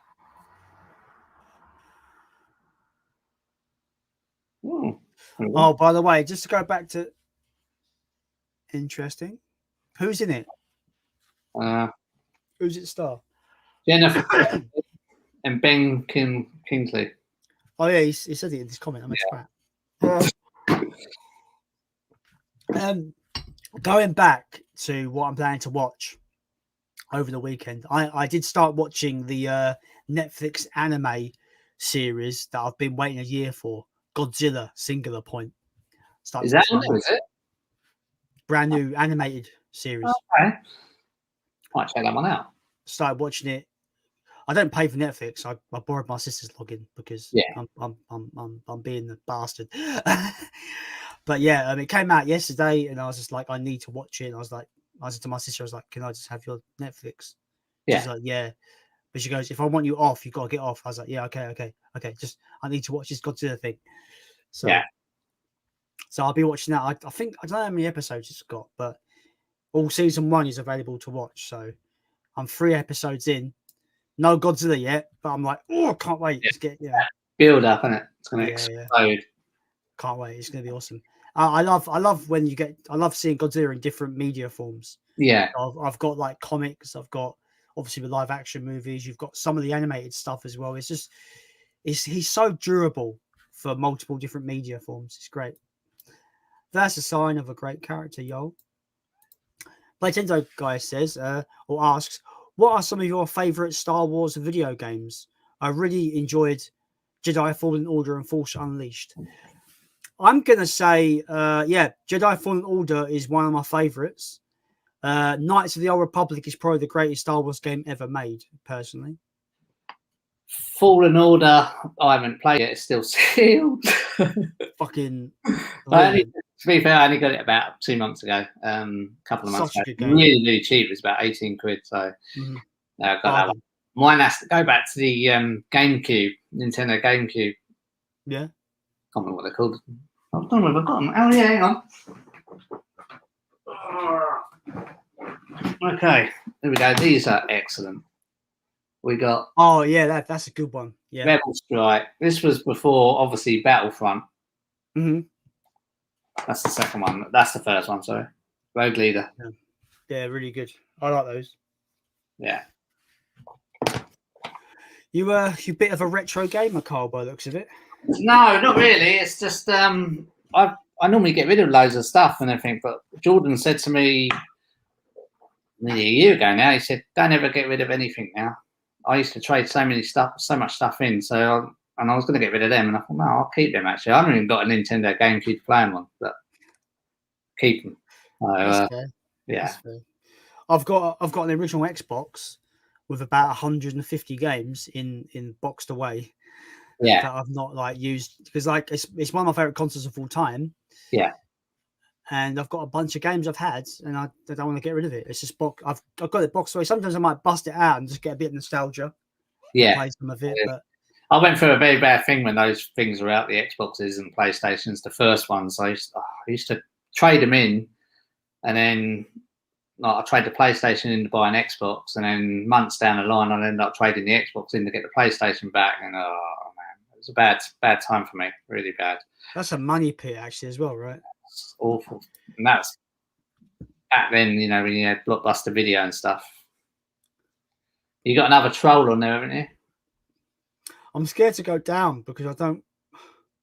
I've just got you on here now, so I'm terrified of losing my place in the chat. Yeah, I know. That's all right. I'm gonna delete. I've blocked him. Fuck the cunt. Bye-bye. See you later. Don't come back, and please make sure the door hits your ass on the way out. And I hope it hurts, you slag. Anyway, let's move on. Alex Scouser says, "Have you seen that awesome new box set, the Eurocrypt of Christopher Lee? I have ordered it. I've not. No, but I'm interested now. Let's have a look. Go look it up. Go look it up.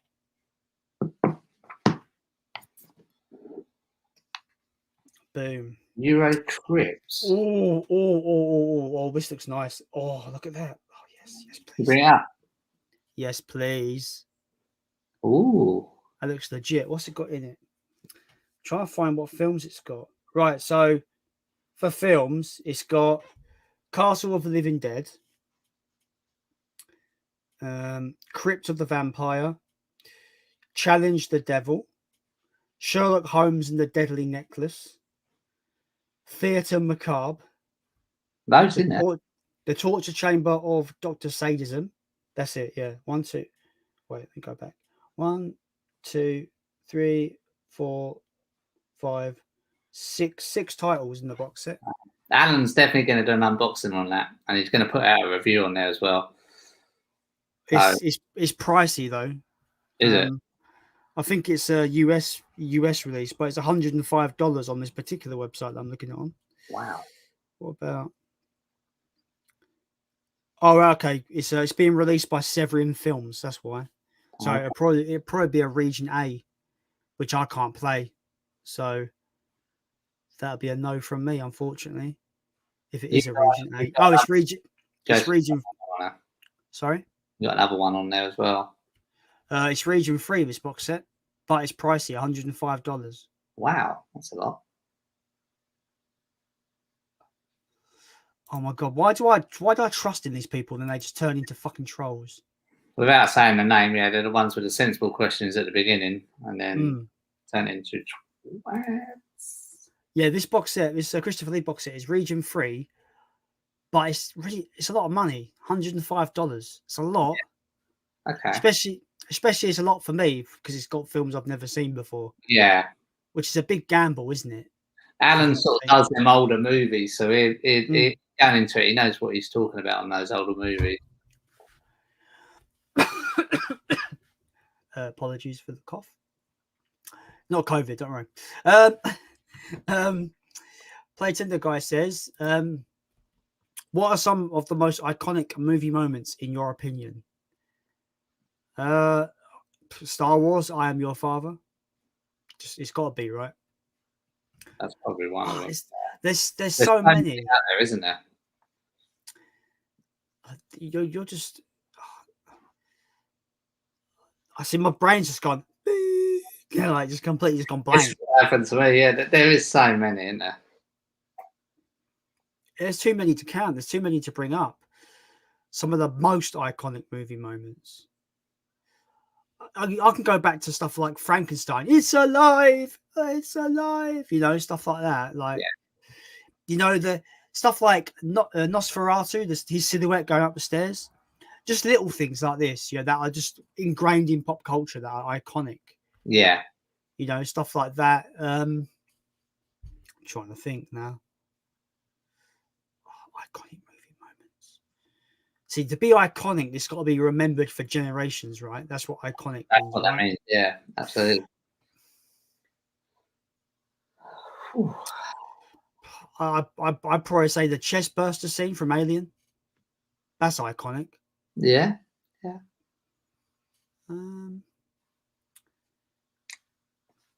See, when I think of iconic moments, my brain starts telling me. Mine does go blank. But it starts making me think of moments that have iconic dialogue. So, for example, Aliens, game over, man, game over. What the fuck we're gonna do now? Stuff like that. Yeah. So I don't know if that's an iconic moment or not. It's just got some iconic dialogue. I don't know. You see? Yeah. That's very strange. Doing that. I'd say something like Terminator. Oh, movie stuff. Iconic movie moment. Yeah, I'd say something like Terminator. Say something like Terminator. I'll be back. Yeah, to the chopper.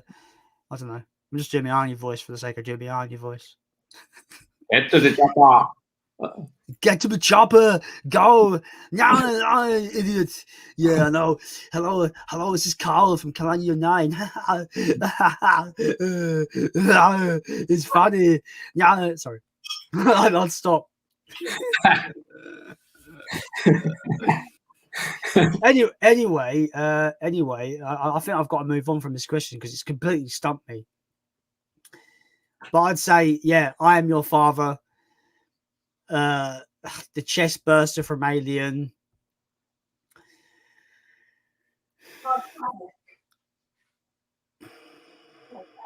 Titanic sinking. The ending, yeah, that was. They wind me up. Hello, dying for me.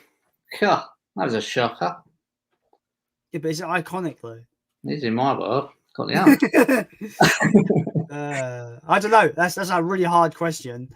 I might make a video on that, give it a bit of research, and do a video. But would you say doing a video on most iconic moments, is that a subjective question? That would be really good. You could do that. But is it? So would it be subjective? Like, would it be my That's your personal opinion. What you think is the best one? So number 1 will be your best, and you can do your 10 down to 1, and then a couple of honourable mentions that didn't make your list. But do that because I want to watch that, and I'll go. Shit, I wish I mentioned that. The only thing though, because that wouldn't be an iconics moment list. That would be favourite scene list. Do you know what I mean? Right. Okay. Because I think saying like what are some of the most iconic movie moments. That's what I objectively iconic moments that everybody remembers. That's because it's not everyone's different, I suppose, isn't they? I don't know. You got Saving Private Ryan, the D-Day landing. Oh, that's awesome. That's unbelievable. Hold on. Here we go. You're looking some up. You're looking at the consensus on the interwebs. So they got a shout scene from Psycho. Oh yeah, fuck me! I can't forget that. Jesus. You know, here's one. Harry Met Sally. Which you're not going to get me to do it, are you? I don't know what you're talking about. What are you talking Harry about? Met Sally, the orgasm scene, where she's sitting there going, "Woo, woo." Everyone remembers that. I have no context on what the fuck you're talking about. Yeah, I don't know what that is. I actually don't know what that is. You haven't watched it? No. Oh, you need to watch it. Who else we got? Yeah. Chest bursting scene. Alien. Mm-hmm. There you go. As it's, by the way, I just thought of a scene. I don't know if it's iconic, but it's talked about a lot. As it's a recent kind of brand new re-release. Basic Instinct, the interrogation scene. Yeah, she does the leg cross, and everyone, basically makes it go in slow motion to see what you shouldn't be seeing. Yeah, dirty bastards. I don't do that. To put that out there, I've actually not seen the movie. Anyway, no. It's a very good movie. There's more to that movie than that scene. Everybody mentions that scene, but when someone says erotic thriller, I'm instantly put off for some reason. Yeah. Like, I don't want you don't want all sex and stuff. Yeah, I don't want sex scenes in a film just for the sake of it being like, let's get all the 14-year-olds coming to see the film. Yeah. You know what I mean? I don't know.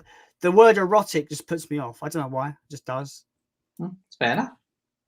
It just does. I don't know. If I want to watch porn, I'll go and watch porn. Do you know what I mean? I go and see a film to watch a film. Back in those days, though, you didn't have the internet, so that you have to watch that.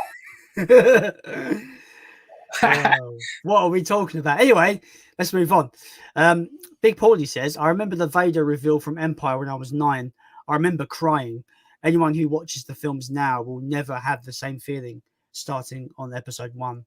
That is true.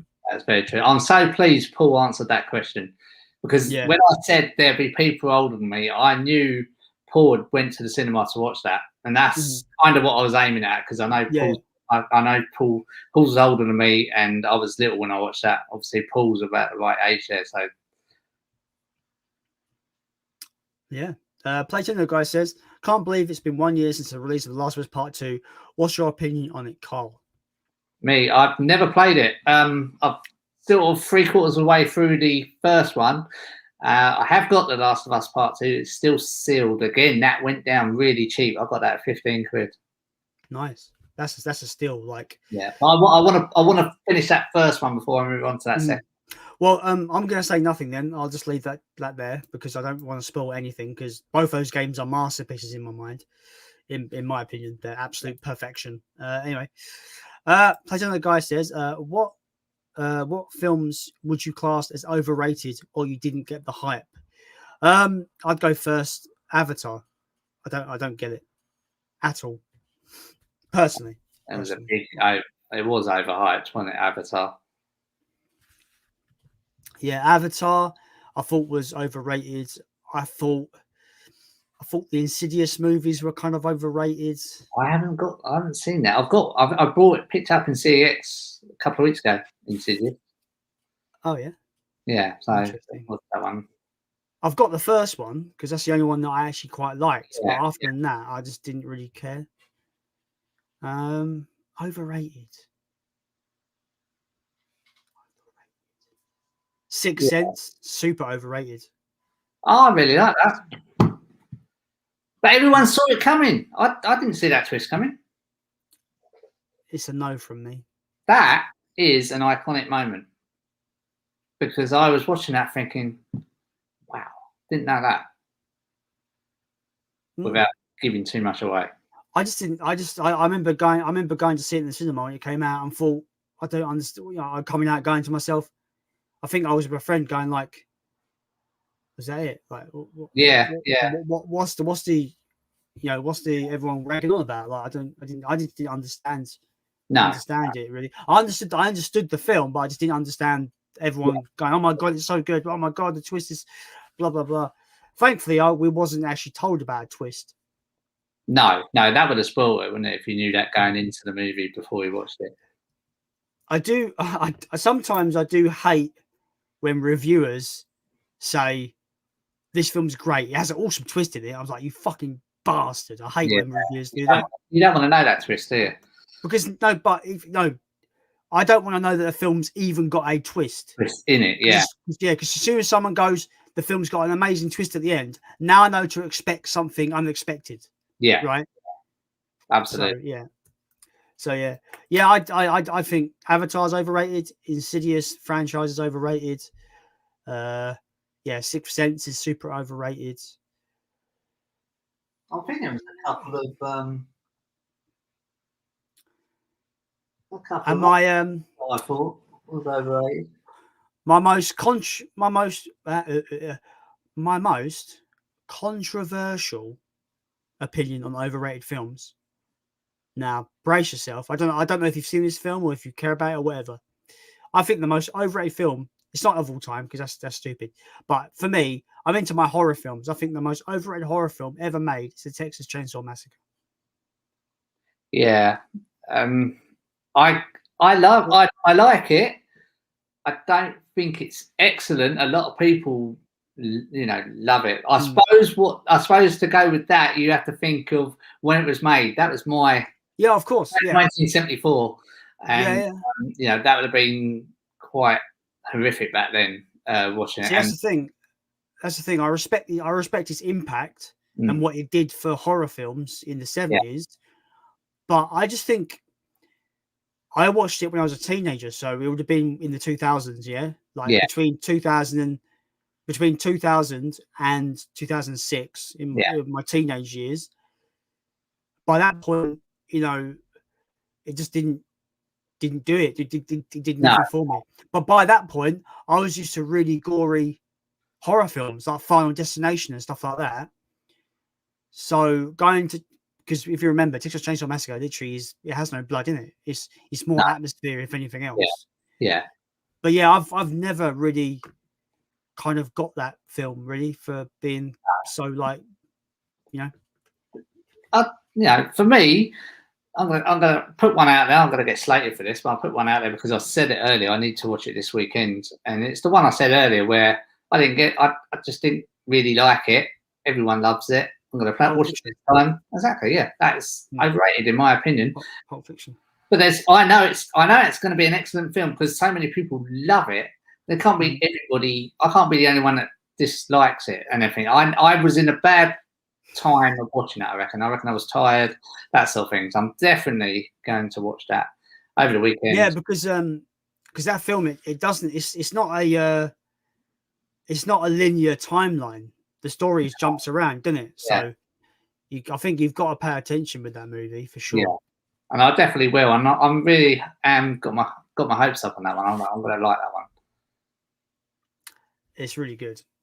Back when Bruce Willis actually gave a shit about acting, who would have thought? Yeah. Have you seen the shit he's in now? He doesn't care. No. He does not give a shit. It's a shame because I quite like the Bruce Willis from the 80s and 90s. Yeah, I had a lot of respect for Bruce Willis. He's my favourite actor, obviously one of my favourite actors and everything. But then he went on the One show, drunk that time, and just sat there, couldn't get anything out of him. Really? interviewing him, yeah, and I just lost a lot of respect for him. When was that? Recently? Probably about 4 years ago. Because my mum watches that. Probably, yeah, probably when he done A Good Day to Die Hard. Oh, okay. And he was being interviewed on there. He was actually drunk on that set, and I think he said he was suffering from a hangover, but he just sat there and didn't answer the questions. And I thought, what an idiot! You know, it's. I think I feel like he's one of those Hollywood stars where he literally became insta famous because of Die Hard, right? Yeah. He was a TV actor that went into basically went straight from TV. I think he was in a TV comedy. Am I right? Yeah, I think. It was in a TV comedy right into a serious, gritty action movie that has become one of the great. It made him, and I think he became insta famous. Yeah, and I think he made his money. He made the fortune. Yeah, and now I think he's bored because he's done it all. You know, I think maybe. Yeah, that's right. Maybe his age as well. Perhaps he's old and grumpy. Who knows?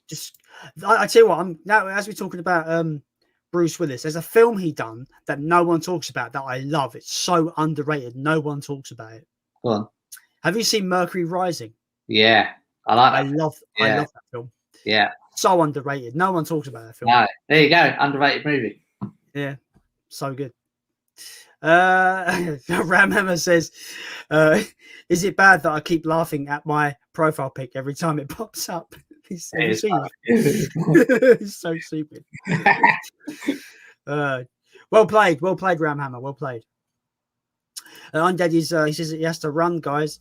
Have a good night and keep up the great work. Thanks for tuning in, man. Appreciate it. What should we do? Wrap this up at 11?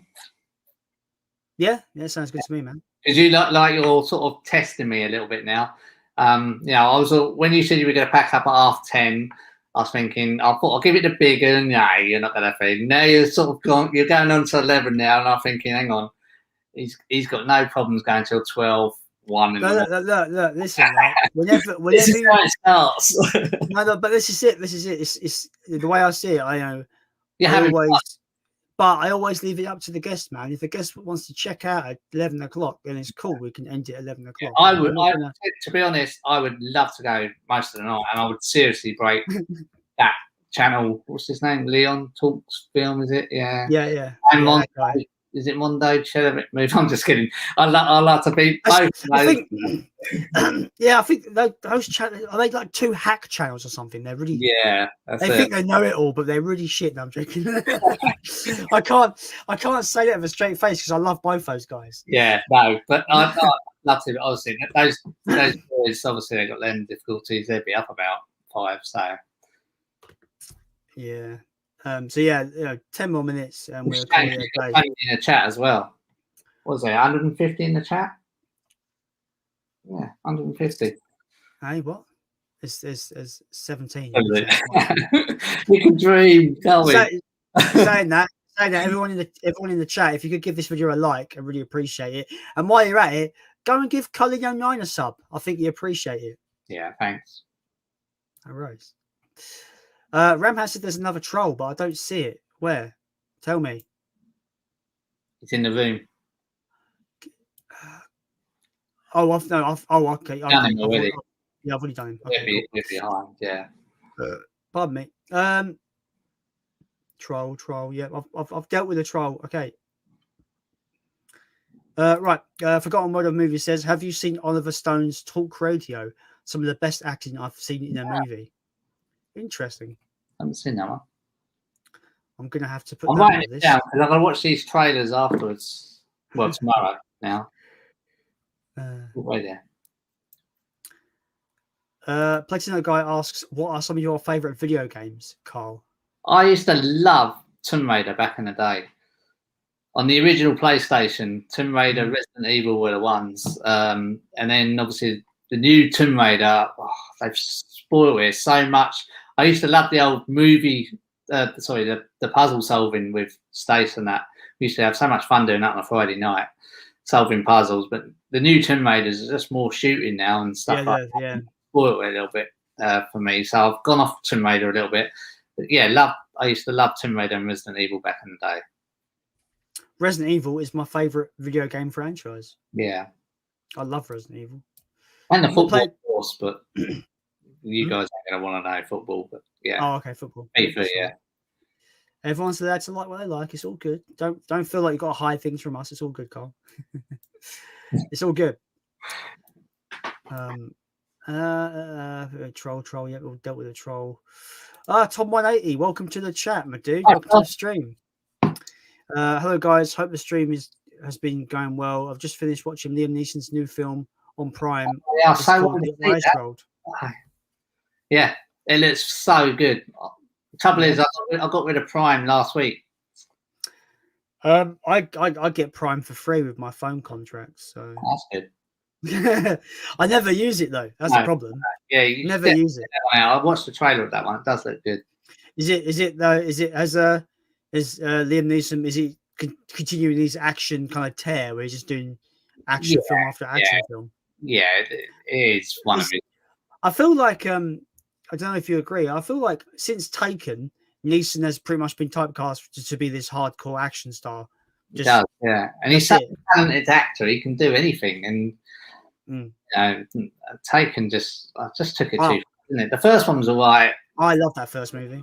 Yeah, I didn't like the others, but yeah, I've not seen the third one, but I saw the sequel in the cinema, and it was dog shit. I hated the sequel. It's unrealistic, isn't it? Yeah, really? There's that one bit. There's one bit in that movie, and I'm just like, "What the fuck is this?" I literally audibly said, "What the fuck?" It's where his daughter's on the roof with hand grenades, and she's throwing hand grenades everywhere. I'm like, "What the fuck is this?" It's like I know exactly what you mean. So bad. First one's really, really good. Yeah. There's a memorable scene. There you go. I don't know who you are or what you want, but I can tell you I don't have money. But what I do have is a particular set of skills that will make me a nightmare for people like you. He goes, I will find you and I will kill you. Losing my voice. See, that's an iconic moment for me. Yeah. Is that because everybody that's been memed to death, hasn't it? It's been joked to death. It's just everyone knows it. I will find you and I will kill you. I mean, I want to watch that film now. I got it on Blu-ray, so yeah, I might watch it this weekend, maybe Sunday. Ramhammer says, "I'll happily moderate when you find out how in the future, Jason." All right, cool. Appreciate that, man. Yeah, you got a few guys, your regulars on there. It's no good me doing it because I watch it on Sunday, so I'll be waiting late. Yeah. I'd have a chat to Paul and stuff, and he must have it. Places guy. He pretty much says, "Yeah, Jason, you got to ask Paul just to help you set up mods, mate." Yeah, I need mods. Yeah, it's true. Phil 4K says, "I ordered the Christopher Lee box set, 9 discs."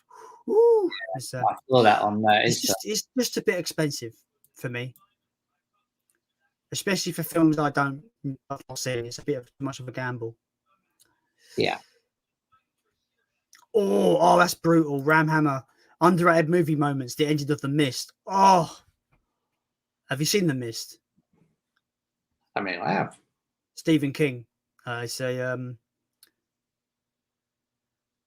in the fog. Yes, there's a film called The Mist. It's a adaptation of a Stephen King short story. It's got Thomas Jane as the main actor in it.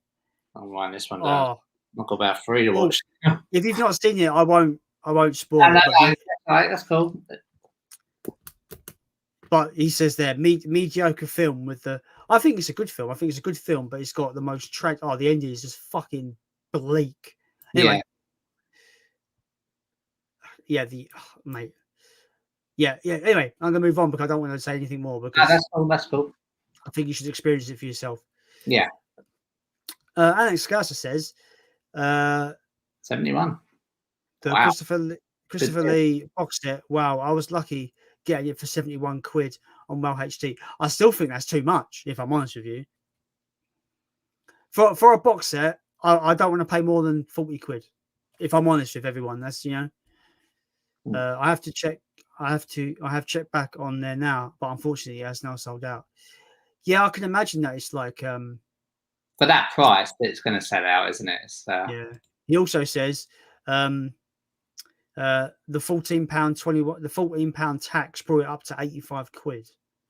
Yeah, it's tax, isn't it? It's too much, man. Like for a box set, I don't want to pay more than I'd pay at the most. I'd pay 50 quid. Yeah, I say that.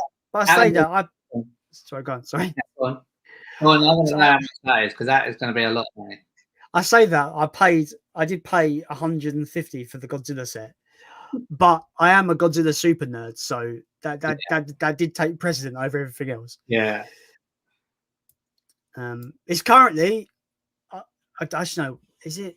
It was down to £105 on Amazon, but I think it was a Prime Day deal. I think that's done and dusted, isn't it? Prime Day. Yeah, I think it is. Yeah. But yeah, it was on a Prime Day deal for 105 quid, which is the cheapest I think it's been. Yeah. As what I was saying, Alan's going to make the most of that box set because that's going to make him probably 2 videos out of that as well. So because he's going to probably do an unboxing on that, then he could even review every single film. So I can see with that. He probably will, and I know how much of a fan Christopher Lee fan he is. He's a massive Christopher Lee fan, isn't he? You know, but yeah. An iconic moment would be a kitchen scene in Jurassic Park. No, I can't agree. But fuck me, I just forgot about iconic scenes. The Tyrannosaurus Rex breakout scene is one of the greatest movie moments ever put to screen. How did I forget that? What is wrong with me? Yeah. But your brain just go dead, doesn't it, with these questions? It does. We've got 2 minutes left. Fuck. We're not going to... I'm just going to let everyone know we're not going to get onto all these comments.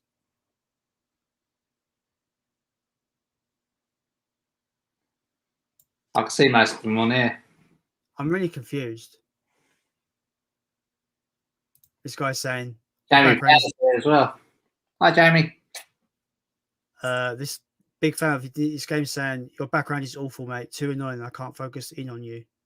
He probably means me. Hey? But it doesn't make sense. I can see you're focused fine. Yeah, I shouldn't worry too much. You're fine with me. And I can't help my background because it's my fucking room. What do you want me to do about it? Do you want to come in and be my background decorator? Sorry, but you know, there's nothing I can do about my background. It's my fucking bedroom. What am I meant to do? Someone tell me. Anyway, moving on. Good price on Christopher Lee. Hopefully you don't get hit with customs. I paid $80, free shipping and no customs. Yeah, probably will be hit with customs. Usually, if you pay more than 20 quid for something overseas, they usually pay. The thing is, I hate custom fees because I feel like it's the Royal Mail company just trying to get more money from you. Yeah. Because they can go, oh yeah, because I remember being charged 40 quid for handling. And all they did was open it up to see what it is. I'm just like, what the fuck? Why is that? Why is somebody opening my package up? Why am I paying them 40 quid? Yeah. I didn't ask them to fucking open my own fucking package, the wankers. I'm sorry, I'm getting angry. I'm getting angry. But I just think I'm trying to stay calm because this happened to me last year. Like, obviously, my boys, they're autistic, got severe learning difficulties, they don't do stuff like that. They got these chewy things, like the little round, it's about that thick, about that long, and what they do, they chew on them. Okay, they have to do that. Well, there's this company that sold them in America, and I think it ended up about these chewies were about £6 each. So I bought them and everything. I obviously then got the postage on that. Then I got taxed on that as well. I ended up paying 95 quid for 2 chewy things. It was ridiculous. That's just crazy. Move on before the table. Yeah, but like it's crazy though, right? Because you said you worked as a postman. Yeah. Like how? Obviously, like you just said, you disagree with some of the things they do at the Royal. Was it Royal Mail you worked for? Yeah. I remember when you received my picture and it broke when you accidentally broke it, or I think it was already broken when you got it out of the package. And I remember commenting like, "Yeah, I don't trust the Royal Mail. Nobody gives a shit about anyone's parcels." Yeah, I think your wife commented saying, "You do know Carl's a postman." Yeah. But like It wasn't. I wasn't attacking you, of course. No, I know you weren't. I know. That was such a good video. But I've had such bad experience with the Royal Mail sending stuff out and receiving stuff. Yeah, that my opinion of the Royal Mail is no one gives a shit about people's parcels that they're sending or receiving. No one cares. That's right. They throw them. I've seen them at my local post office. Just like they take it, it's just fragile on the bottom. They just throw it in the bag. Like, yeah. I'm like, can you be careful with that? It's fucking fragile. I know. Yeah. People. That was right before that arrived. I've played that video back about 6 times. You can see a crack just before. Yeah, because you pulled it out, and I was like, you could not make that video again, could you? Like, for that to break at that precise moment, and to carry on, I could have easily cut it and said and not done one and said, "Sorry, Jason, it's break." But to actually carry on, and it's class. I was sort of caught in 2 minds. I shit myself because obviously I knew you were going to watch this. And, dude, it's only a frame. It doesn't matter. I know. It's only a frame.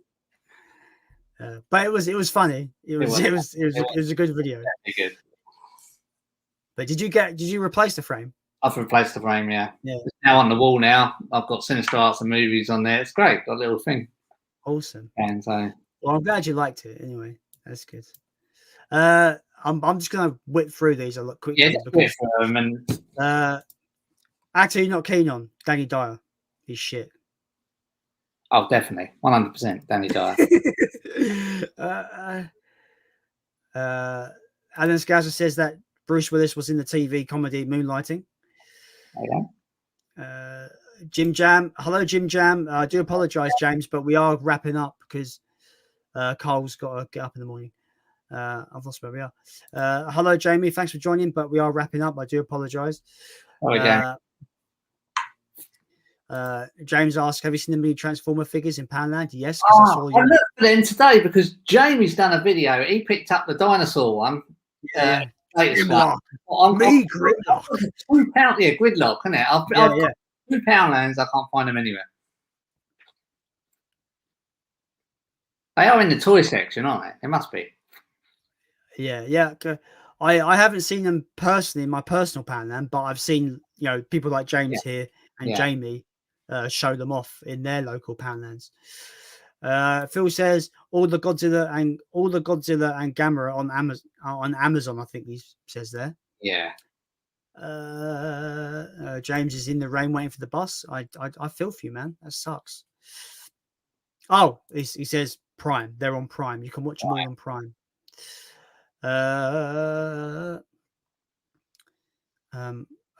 What film have you never seen and really want to watch?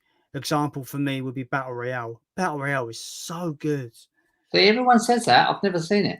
So I'm going to agree with that, to be honest. Brilliant film. Absolutely brilliant. I've seen it so many times on HMV. It keeps flashing up. And you get it? You don't get it? I've never seen it. It's... A film you've never seen and really want to watch. That's a really hard question for me because I'll buy films I want to watch, but never watch them. They'll be on my shelf for fucking ages. Yeah. So it's hard to answer that because you would have thought if I really want to watch it, I would have seen it by now, right? Yeah. I'm going too deep into this question. I don't have an answer. Let's move on.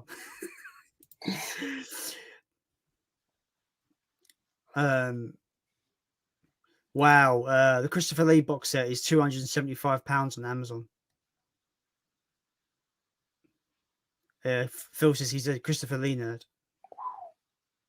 175. Oh, we got new people joining the stream and we're wrapping up. I feel so bad.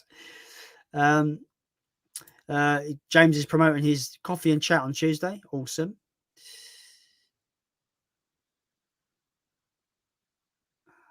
Oh, okay. He's talking about the actual background with my logo. The blue Jason Britt. Oh, I see. Okay. Yeah. If we're blending into it, I think that's what he means. It looks all right where I am. I change it. There you go. Are you happy? I changed it. I'm not happy. You see my spots and wrinkles and. I generally I hate this the way like this. I don't like doing it. That's why I got the background there. Yeah, that's good. All right. Look, before we go, I'm just going to change it. There we go. There we go. How'd you do that? That's class. Yeah, there's like all those options to change it. Like, Wow. you can upload new backgrounds and just like switch to them. This is my old background, Fantastic. and then there's a new one, and then I got this background from my monster podcast, which is this background, Yeah, I saw that. Yeah, that's good. or the basic. That's the basic StreamYard background, but I'm just gonna keep it on that. Yeah, we're on fire, man. We've done 2 hours 35 minutes. Look at that. I told you. Right, let's do it. 8 o'clock tomorrow morning. Yep.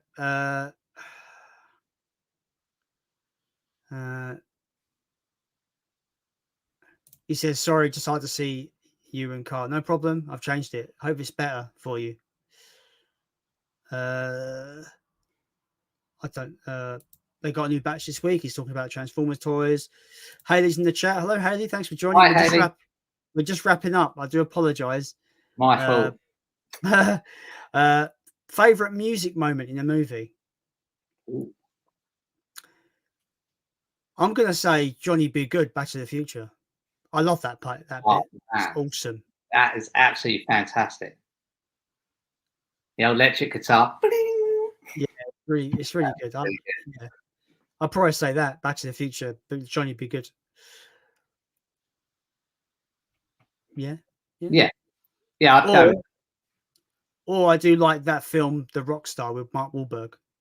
That's got some great music moments. It's about that heavy metal band. Have you seen that? Yeah, I have. Yeah. I'm just trying to think, but I quite like the Bohemian Rhapsody. I've not seen that yet. You know, the music in there is absolutely brilliant on live stage. Or what I would say is, oh man, my mind's gone blank again. What is the? Hang on.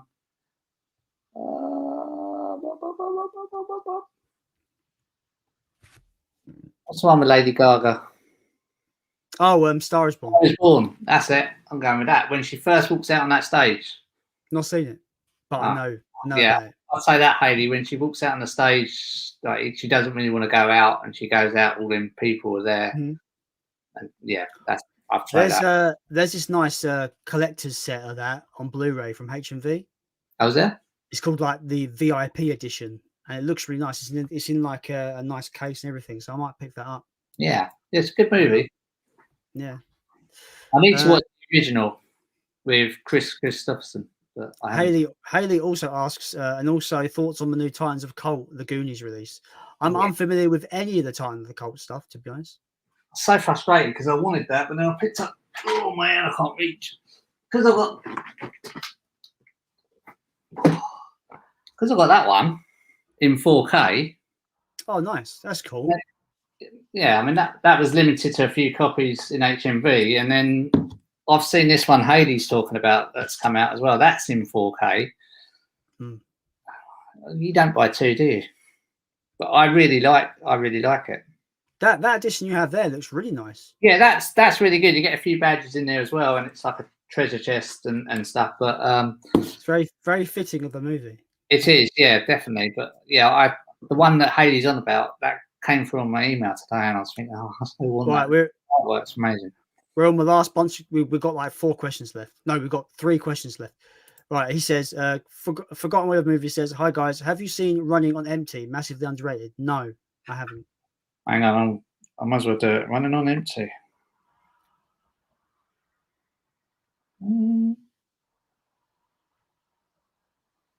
Sorry.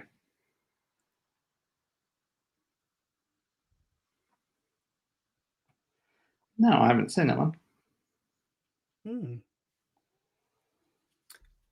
Who's in it?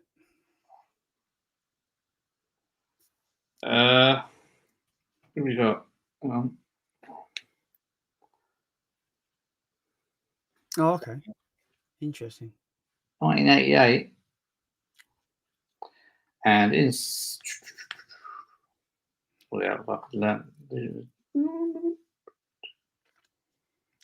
okay, we have people are still asking. River Phoenix. Say that again, sorry. River Phoenix.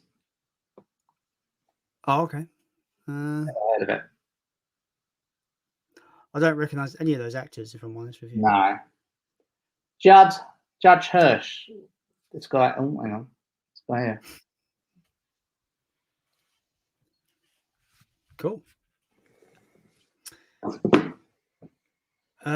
So people are still asking questions. Can I say ask the chat to no longer ask any more questions because we've really got to wrap up. Big fan. Nintendo says so much better with the fire background. Good to know. Take care, guys. Enjoyed being here, listening half an hour or so. Thanks, Tom. Appreciate you joining. Alan Scouser asked least favorite movie genre. For me, it would be musical. I really don't care about musicals. Yeah, I'd go musicals. Although I can't say that because there are musicals that I really like. Yeah, I will agree with you. There's musicals that I like, but it's not really a genre would immediately. You would go straight for, yeah, absolutely, 100%. If it wasn't musicals, I say my least favorite movie genre would be comedies. I don't get attracted to comedies very often. Haley says great shots by both. Yeah, when she does Shallows with Bradley Cooper, I think we were all waiting for that moment. Thanks, guys. Yeah. No problem, Haley. Appreciate you joining the stream. Euphoria Picture says, I just done a video on Titans of the Cult tonight. They're a fantastic label. I think he's talking about that Goonies set. Yeah. Looking forward to that. I'm gonna watch that one. Keith does great unboxing videos. He's so thorough with his unboxing videos. Really good. And then says goodbye. Great live stream. Appreciate you jumping in, Alan. Really do. God, you got a great channel, my dude. Great channel. Playtender guy. Least favorite zombie film. I don't know. Oh, I'll tell you what. It's Train to Busan Part 2. Didn't really. What's it called? Peninsula or something? Yeah. Sorry. Number 3. Sorry. Train to Busan. Number 3. I think number 2 was the anime. That one, maybe. And I'd say, yeah, easy. I'm going to go with the Resident Evils. Okay, that's fair. God, wow. No, really. I'm gonna go with one worse because I think it's generally worse. Diary of the Dead. Oh yeah. So, I know it's George Romero and he's a legend, but Diary of the Dead is a found footage zombie film from 2008 and it's fucking dreadful. Yeah. I know a lot of people say Land of the Dead as well. Is where they're walking through the water and they start learning things and stuff. I have a soft spot for Land of the Dead. I like that. I quite like Land of the Dead. Yeah, I've got them all on Blu-ray. I've got the whole series on Blu-ray. Yeah. But yeah. Thanks for the stream. You're most welcome, dude. You're most welcome.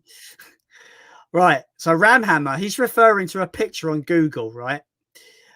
It's literally my favorite picture of all time, right? It's a little kitten with butter around its mush. He looks like he's gone high.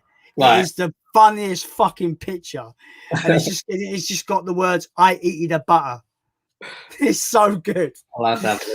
But we always put like the southern drawl. I eat the butter. Yeah, it's so good. Right. Okay. Last comment. Then we're going to be fucking off. Lack of a better term. Big Paulie says Zombievers. Oh yeah. Zombie film. Not seen it. Oh, but it sounds awful. Sounds awful. It worked. Yeah. Yeah. It's what. Yeah. Okay. Like. Actually, this will be the last comment. Haley says, "Thanks for the stream, guys. We'll rewatch it tomorrow. Just subscribe to you, Carlinio. Have a good night." Haley. Haley, thank you so much. Thanks, guys. Thanks, everyone. Yeah.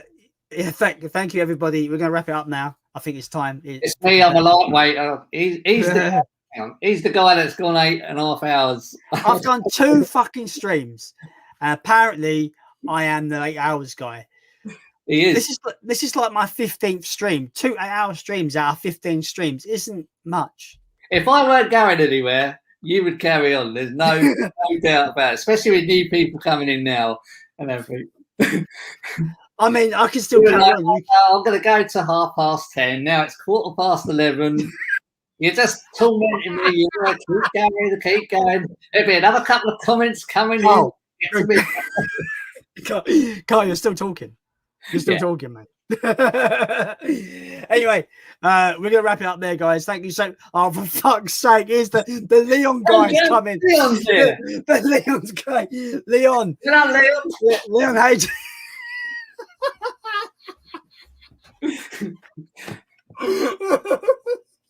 You couldn't pick. You could get that tall. Oh, that's a perfect time. Beat your record, Leon. Leon, we're just wrapping up. I do apologise. We're just wrapping up. I was literally about to say good night, everyone, and he's just popped in. I should actually test you and say no. Actually, it's still 7 o'clock. In the Oh, it's so funny. Right, sorry, Leon, but we are wrapping up. Everyone, thanks for joining the stream. We do appreciate it. Thank you. Go and subscribe to Carlino9. He's got a great channel. He's a great dude. Go and give him a sub. Maybe next time he'll do a 9-hour stream. Who knows? As always, if you like my content and want to see more, maybe go and become a subscriber. Roonoo over at my channel, on this channel. Give this video a like. And as always, I will see you next week for another edition of this fucking retardedly stupid live stream. Anyway, as always, take care. Have a good weekend. We'll see you later. Bye-bye. Bye.